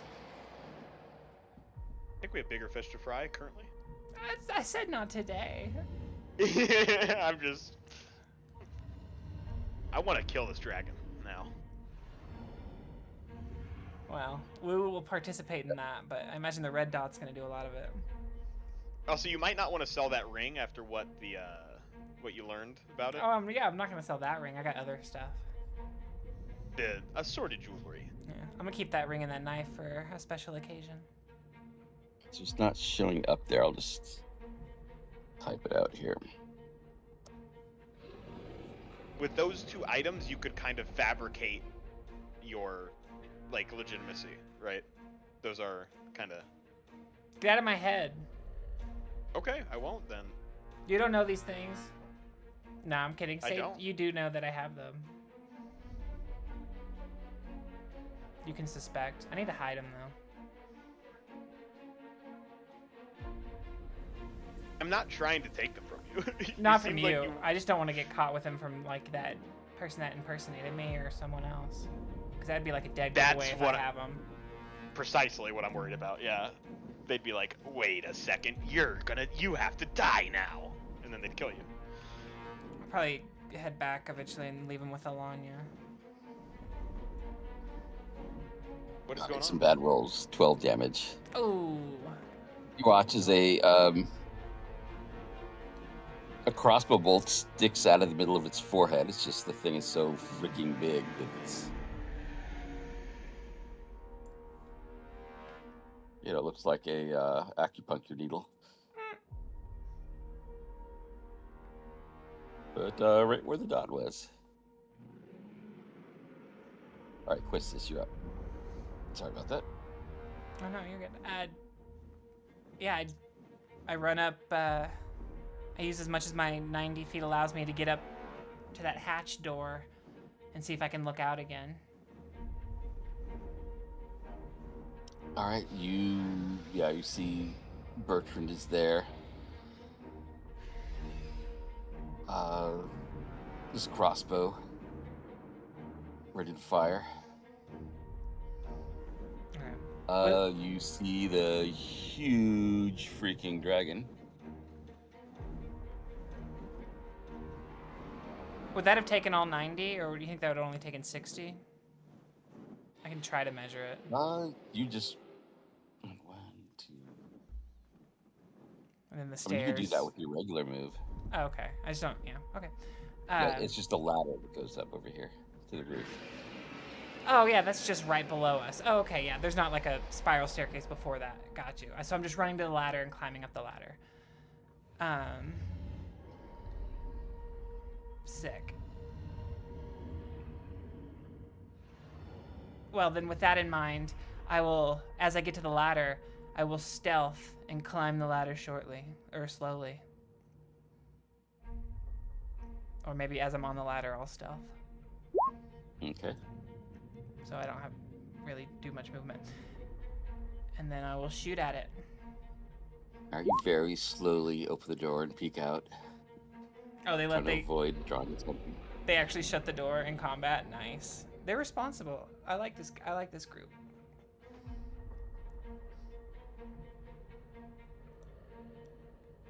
All right, what are you gonna do? I shoot with my bow, but does 15 hit? Just bounces away.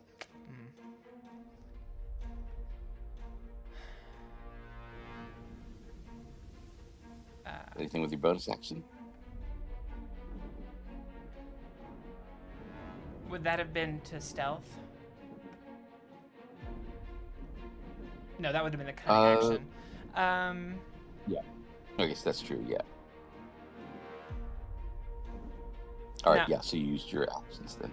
Okay, yeah. Then I just stay exposed, but I got the evasion if it comes.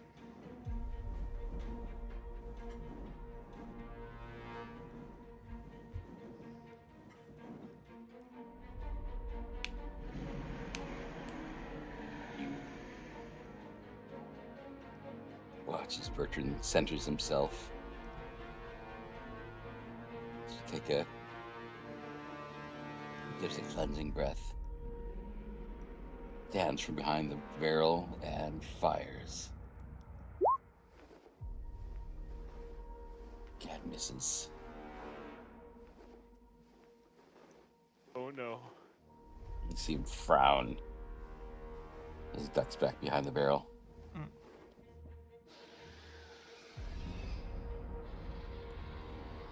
How funny would it be if it recharged? It'd be so good. So, I'd laugh.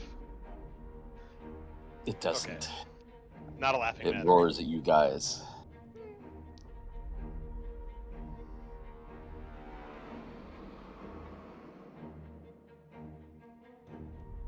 And you hear,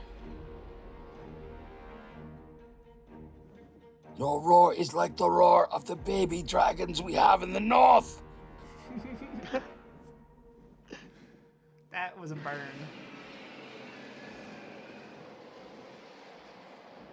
your mother to give you her milk. Sage.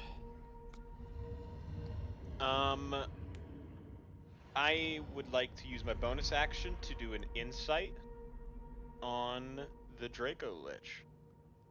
All right. A nat 20. Why is he doing this? What's he after? You. You look at the wreckage of the Manticore, and you see where a couple of bolts have slammed into it. You realize those are the biggest threats to the dragons. You realize its goal was to destroy the Manticore. One at a time. But now it's sticking around because it's cruel and enjoys hurting and killing more people.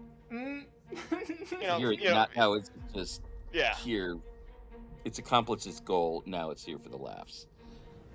Yeah, this is just some good trolling for him. Well, I am aura farming. Yes. Good. I have one more silver bolt left. This is my final silver bolt. I will load it in my crossbow, and I'll say, fucking stuff it. Shoot him. With a 16 hit.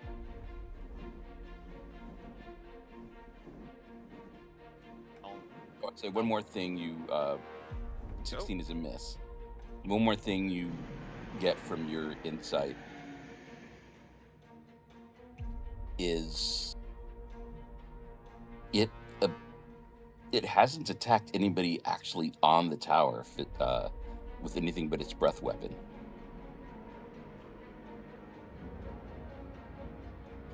You think maybe it can't attack anybody on the tower. It can't go onto the stone. Okay. It can't cross the spell stone. I see. Even to attack. sick. So whenever I walked out of the spellstone, it was able to attack me then. I see. Yes. That was a mistake. Sage shoots a crossbow, misses, and ducks back into the tower.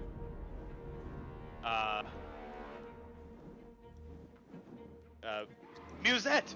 Get everyone! We need to keep shooting!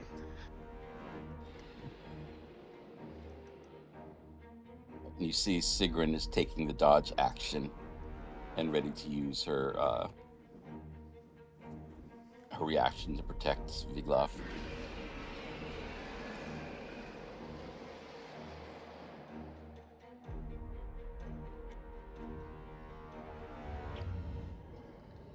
Lucinda,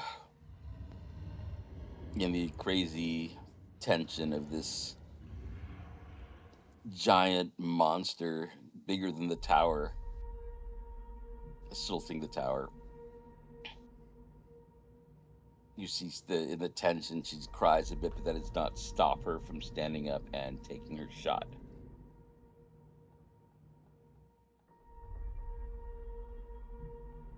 It misses and she ducks down again.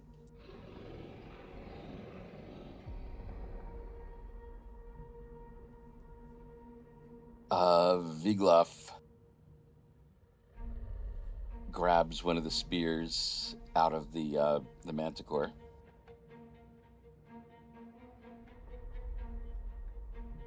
And shouts out, "Now I am going to spear you a question.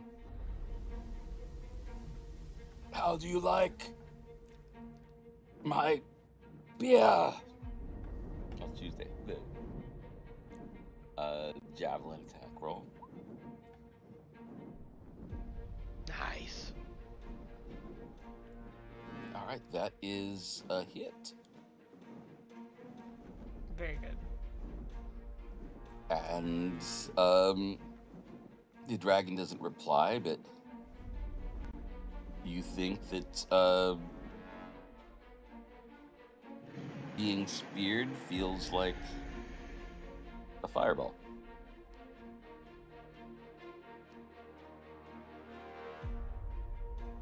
Hell yeah. As it explodes when it hits him. Or when it hits. Hell. He does 42. He did the same damage as a freaking ballista. Mm. Where's this 8d6 coming from? Is this the fireball around the Yeah, he javelin? grabbed a spear, one of the ballista bolts, and threw it as a spear, but it was one of the fireball bolts. Fuck yeah. Top of the order. Lit. Okay.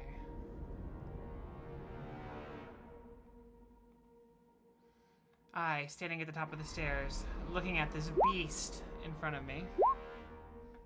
The bolts miss. One explodes into a fireball when it hits the surface of the river.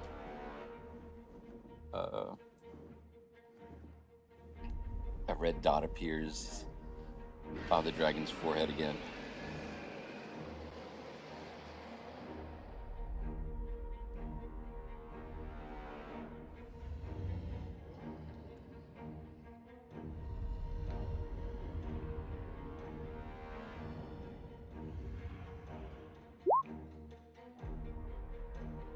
Another hit.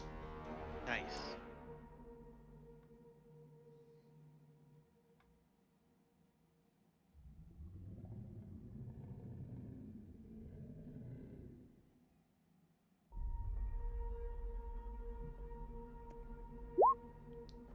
Oh, ignore that.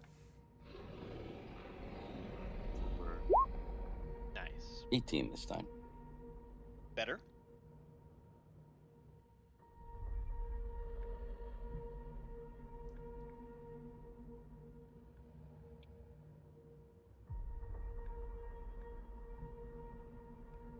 All right, Quistis, you're up.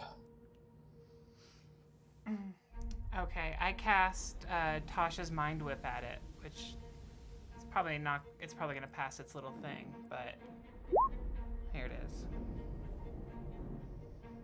What is the save? DC Interesting. 14. What's that? Int save. Oh. The target must Int make an save, okay. intelligence Yes, saving yes, throw. yes. Or take 3d6.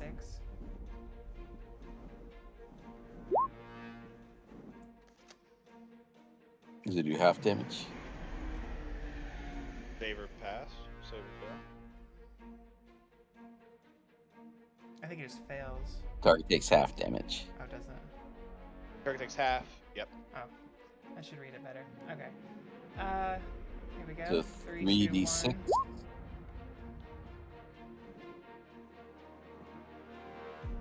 So half of 11. Half. Yeah. And magic doesn't get sneak, right? No. Yeah. Rip. It is it's a weapon attack. I believe. A mind whip. What does this look like?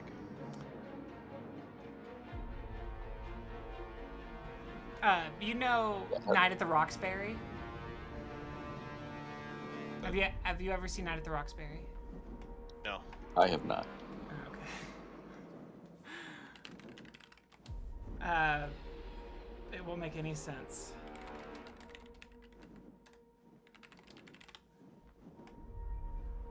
What about that guy? So anyways, I'm going to post this in just a second, and hopefully this is the right video because I don't want to take too much time.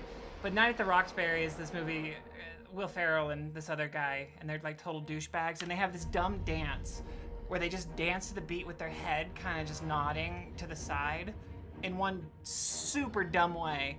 So Quistis initiates that by doing their little dance, like doing a little head whip kind of, but it's just like one specific thing, and that initiates the magic. And I don't know if you even see the whip, but you see the reaction and you probably hear it, and it just like part of its flesh gets ripped and it slices through, and you hear a whoosh. That's good. Okay, yeah, that's like there's like a Saturday Night Live thing. The two guys at the Roxbury just like nodding. Is there? Yeah. It's dumb, Yeah, but maybe. Yeah, I get it. but- I it's get the it. first thing that came to mind. I love that. I can't even hear the music in my head. Whoa, whoa, Whoa, whoa, yeah. whoa. Baby, don't hurt me. No. No more. What is Dramatic head whip.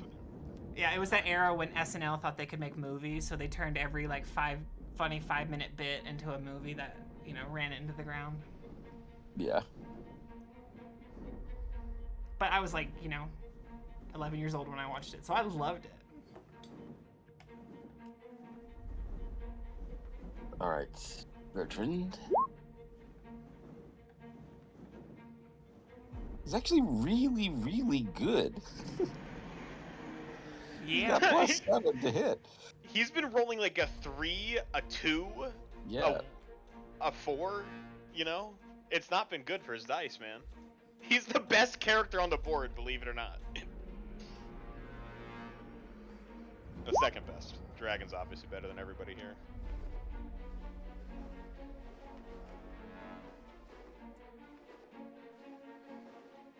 At Viglaf.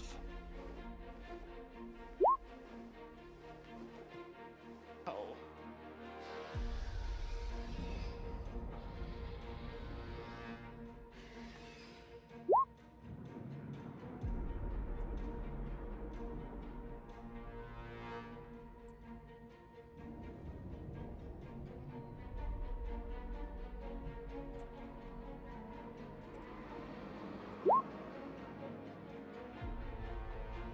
It's down. No. Well, that was always going to happen. Is that overkill? Or no, he's got saving throws. I forget how it works in 5e. Yeah. Okay. The dragon roars triumphantly and flies off into the darkness. Its black skin Bastard. almost invisible beyond your dark vision in this starless, moonless night. You hear the wings as it maybe retreats isn't the right word, but leaves. I give it the finger. I give it 2 fingers. Yell out and call it a pussy. I run over to Vigloff and heal him. That's the smart thing to do. Pulling out my medicine kit, getting down on my knees, healing him. Medicine. I should really have a better check to this. It's just flat, man. That sucks. See, I don't even know. Do you need to roll to stabilize someone? I don't think With so. the medicine kit? I don't think you have to. You just Doesn't say. automatically stabilize them and give them a hit point. You can use the healer's kit too. I think I can just use it. Yeah, when you're using the healer's kit, I don't think you don't have to roll to stabilize. All right, So his eyes open, I cold. immediately shouts, "Did you breathe yet? I didn't feel anything!" Gone, Vigloff. Coward! Gone, Vigloff. Thank you, Captain.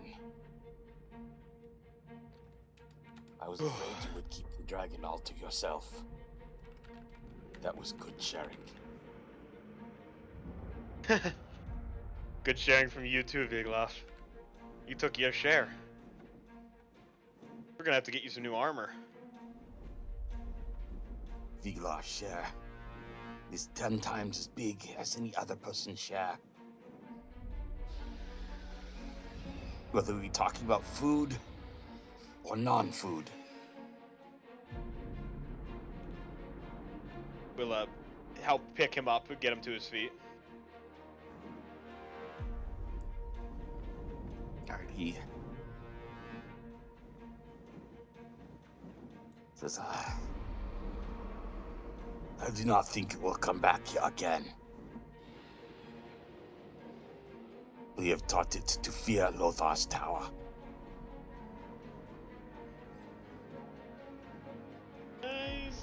I think for some reason we're in for a lot more trouble. But, positive thinking, Vigloff. We need a new ballista. From now on, the dragon will not think of this as Lothar's tower. After facing you and facing me, he will think of this in his mind as Vig Sage's tower.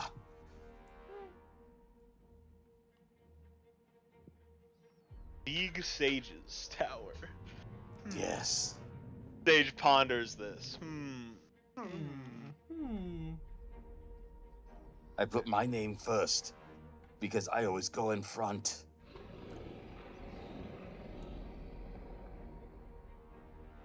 I see. We like it from behind. Yes, Vigloff. We all got that. We all got the message.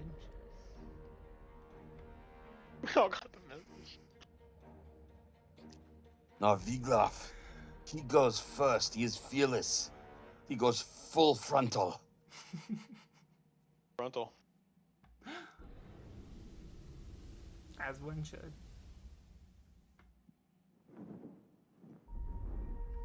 I grab my loot and start to play. Sigrun, good job. You would have saved his life if the thing came down here.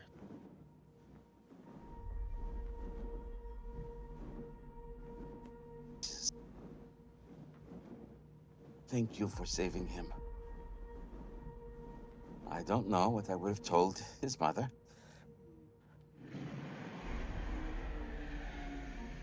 Especially with these weak southern dragons. That'd just be embarrassing. Yes. It would be. Terribly. In the north, these would be like the lizards you see climbing on the shed wall.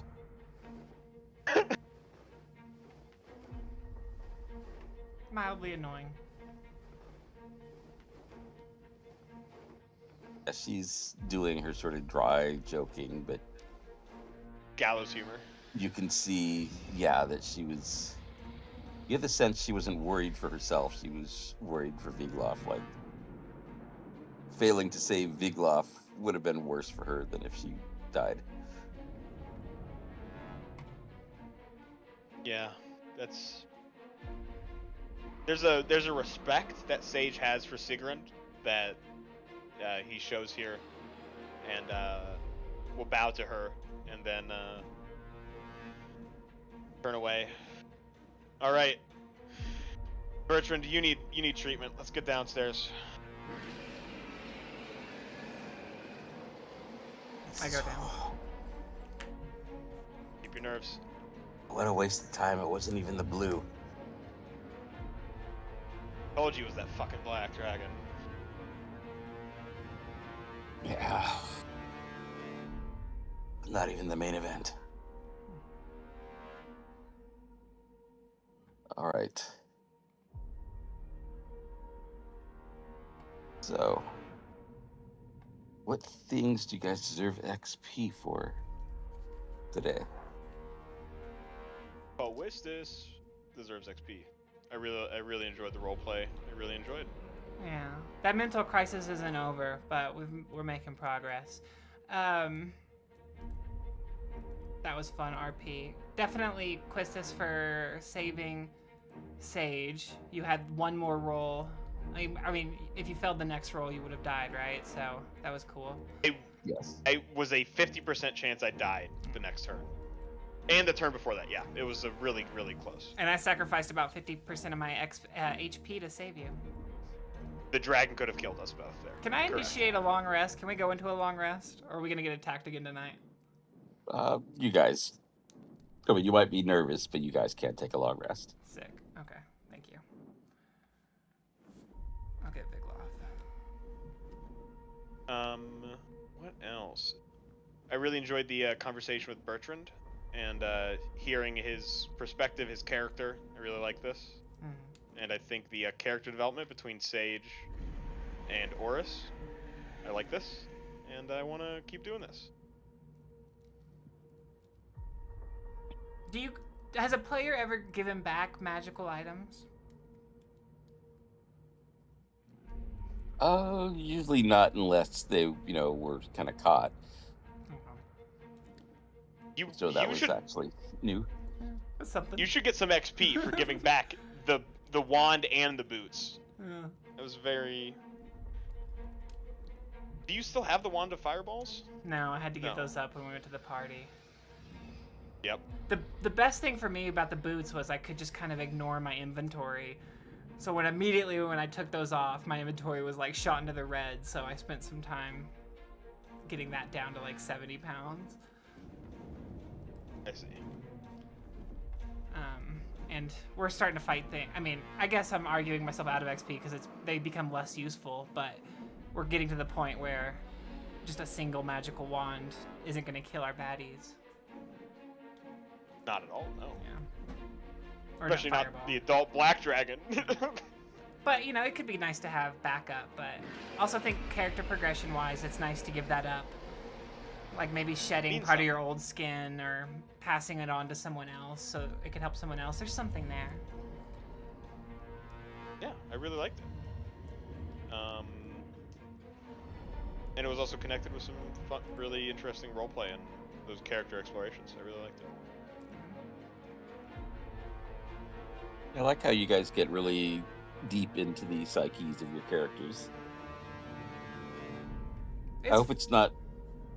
I mean, I want to help you guys like do that exploration, but I worry like, does that mean sort of one character is taking the stage, and I worry like if other people, the other players like, oh, this is kind of checked out for now. Well, somebody else's turn. I really enjoyed listening, so I really enjoyed listening to Quistis' stuff. Same, yeah. I very much enjoyed. In fact, I took a very quick break. My break was extra quick that time. I like that we're grouped up together and experiencing the story most of the time, but I like these occasional like one-offs where we go do kind of different things. It lets us see more characters as well, which is what I appreciated, right? Like the introduction of the characters was like So being able to see the different characters in different contexts, like it would be a different context if Sage was there with Quistis, right? 100%. So it's interesting to see it without that. Yeah.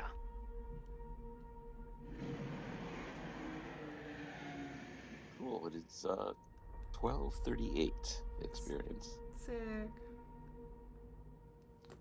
We did get defeated by the dragon, though. Quite definitively.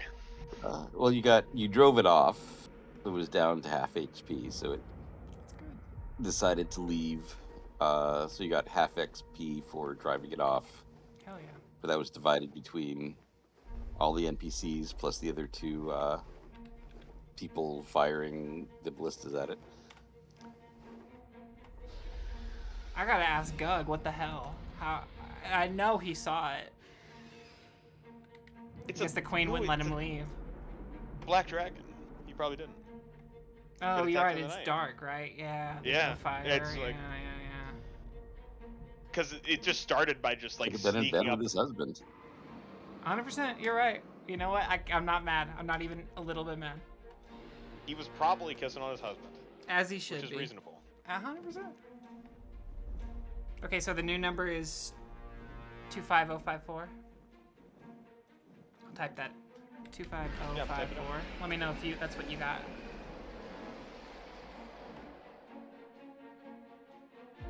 Yeah, we're good.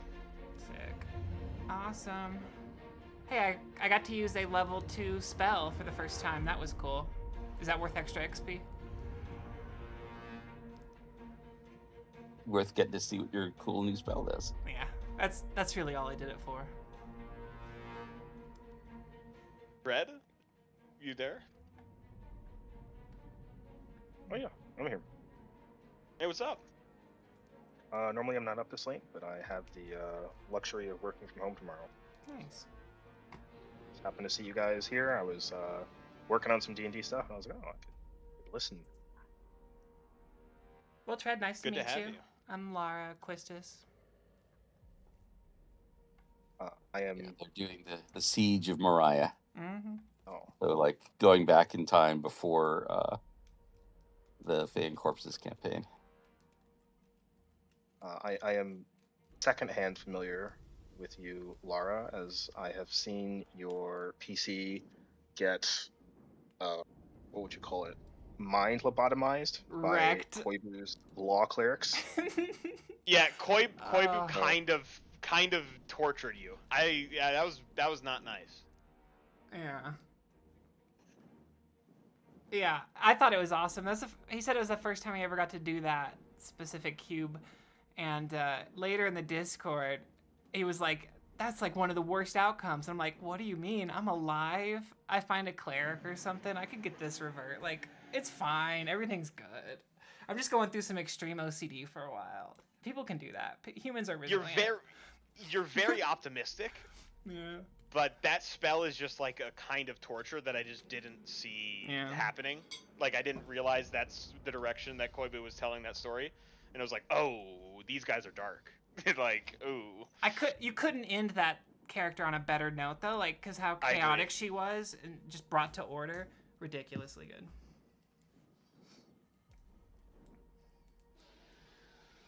I agree. Well, I'm glad you got to witness that. Mm-hmm. That was my first death. I cried a little bit, but what are you gonna do? Or technical death. Only the first one. Yeah. Have I died since then? I almost got turned to ash in another campaign, but I didn't have orc. That was good. That was technically that could have been a death. Yeah.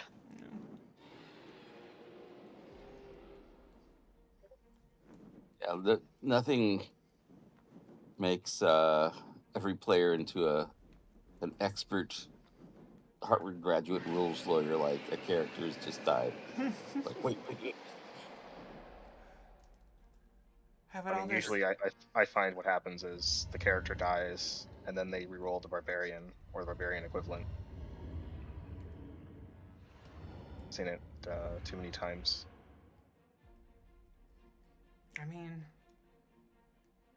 barbarians do go ham.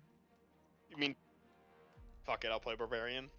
Well, no, it's just like whatever is the not die class, like, right? Yeah. Another one is cleric. It's like I die and then I'll just come back as a cleric. I've done that before. Yeah. Well, when I first hit up Rob, it was like the night or the day after. I think it was the night after I died. And you were playing Rune, right? So you got the one session. I spent longer making the character than I got to play him. Yeah, that was brutal. But that night, or it was the next night, I don't remember, I rolled this character, and I was like, I kept saying, should it be a cleric? Do we need healing? We need healing so bad. Where's the healing? So I get that inclination. Pretty natural. Mm-hmm.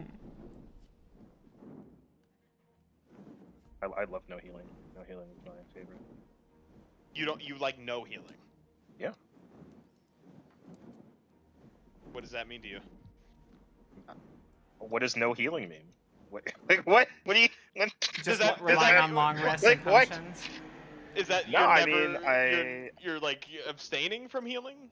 Or well, like, no. It's just I think I'm just curious of philosophy. You lash yourself and you put dirt in the wounds to create cool scars. Well, so no, that I start every combat.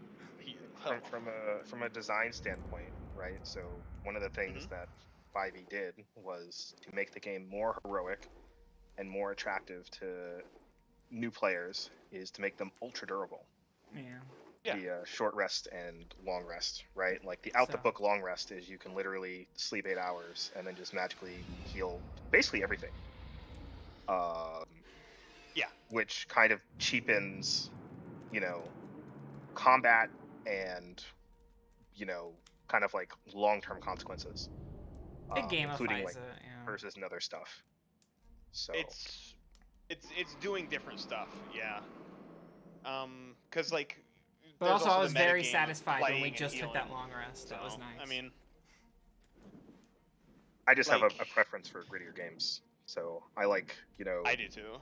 wound tables and people breaking bones and being disemboweled and magical healing being sparse and difficult. and having to look at every battle and be like, can I risk being wounded? Mhm. If I'm wounded, can I really take another fight? Dangerous. All that kind of stuff. Mm-hmm. Yeah, 2E's fun for that, It's- but I love 5E. I feel like a superhero, so they both have their place. That'd be my point. They're like doing different gameplay goals, right? Yeah. They're compared to like Destiny, like in Destiny 2, like the power is just so real compared to like other shit.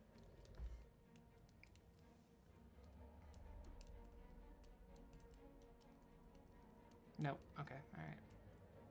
Understood. I'm not a Destiny player, so I mean I know of it, but I'm not. I've never played Destiny 2. You just feel like the most powerful person that ever existed, basically playing it. It's kind of like what's that game, Warframe? Yeah, it's exactly That like game's that. superhero fantasy. Whereas the more grounded is, I like it because it's a lot more roleplay too, where you have to think about what the person would do, also. So the grittier game makes those choices more interesting for me. Well, you are playing I've an never- assassin. That's pretty gritty. How many people have Yeah, you I'm killed, also Sage? a very edgy person. Walk between the raindrops. I'm so happy. So edgy.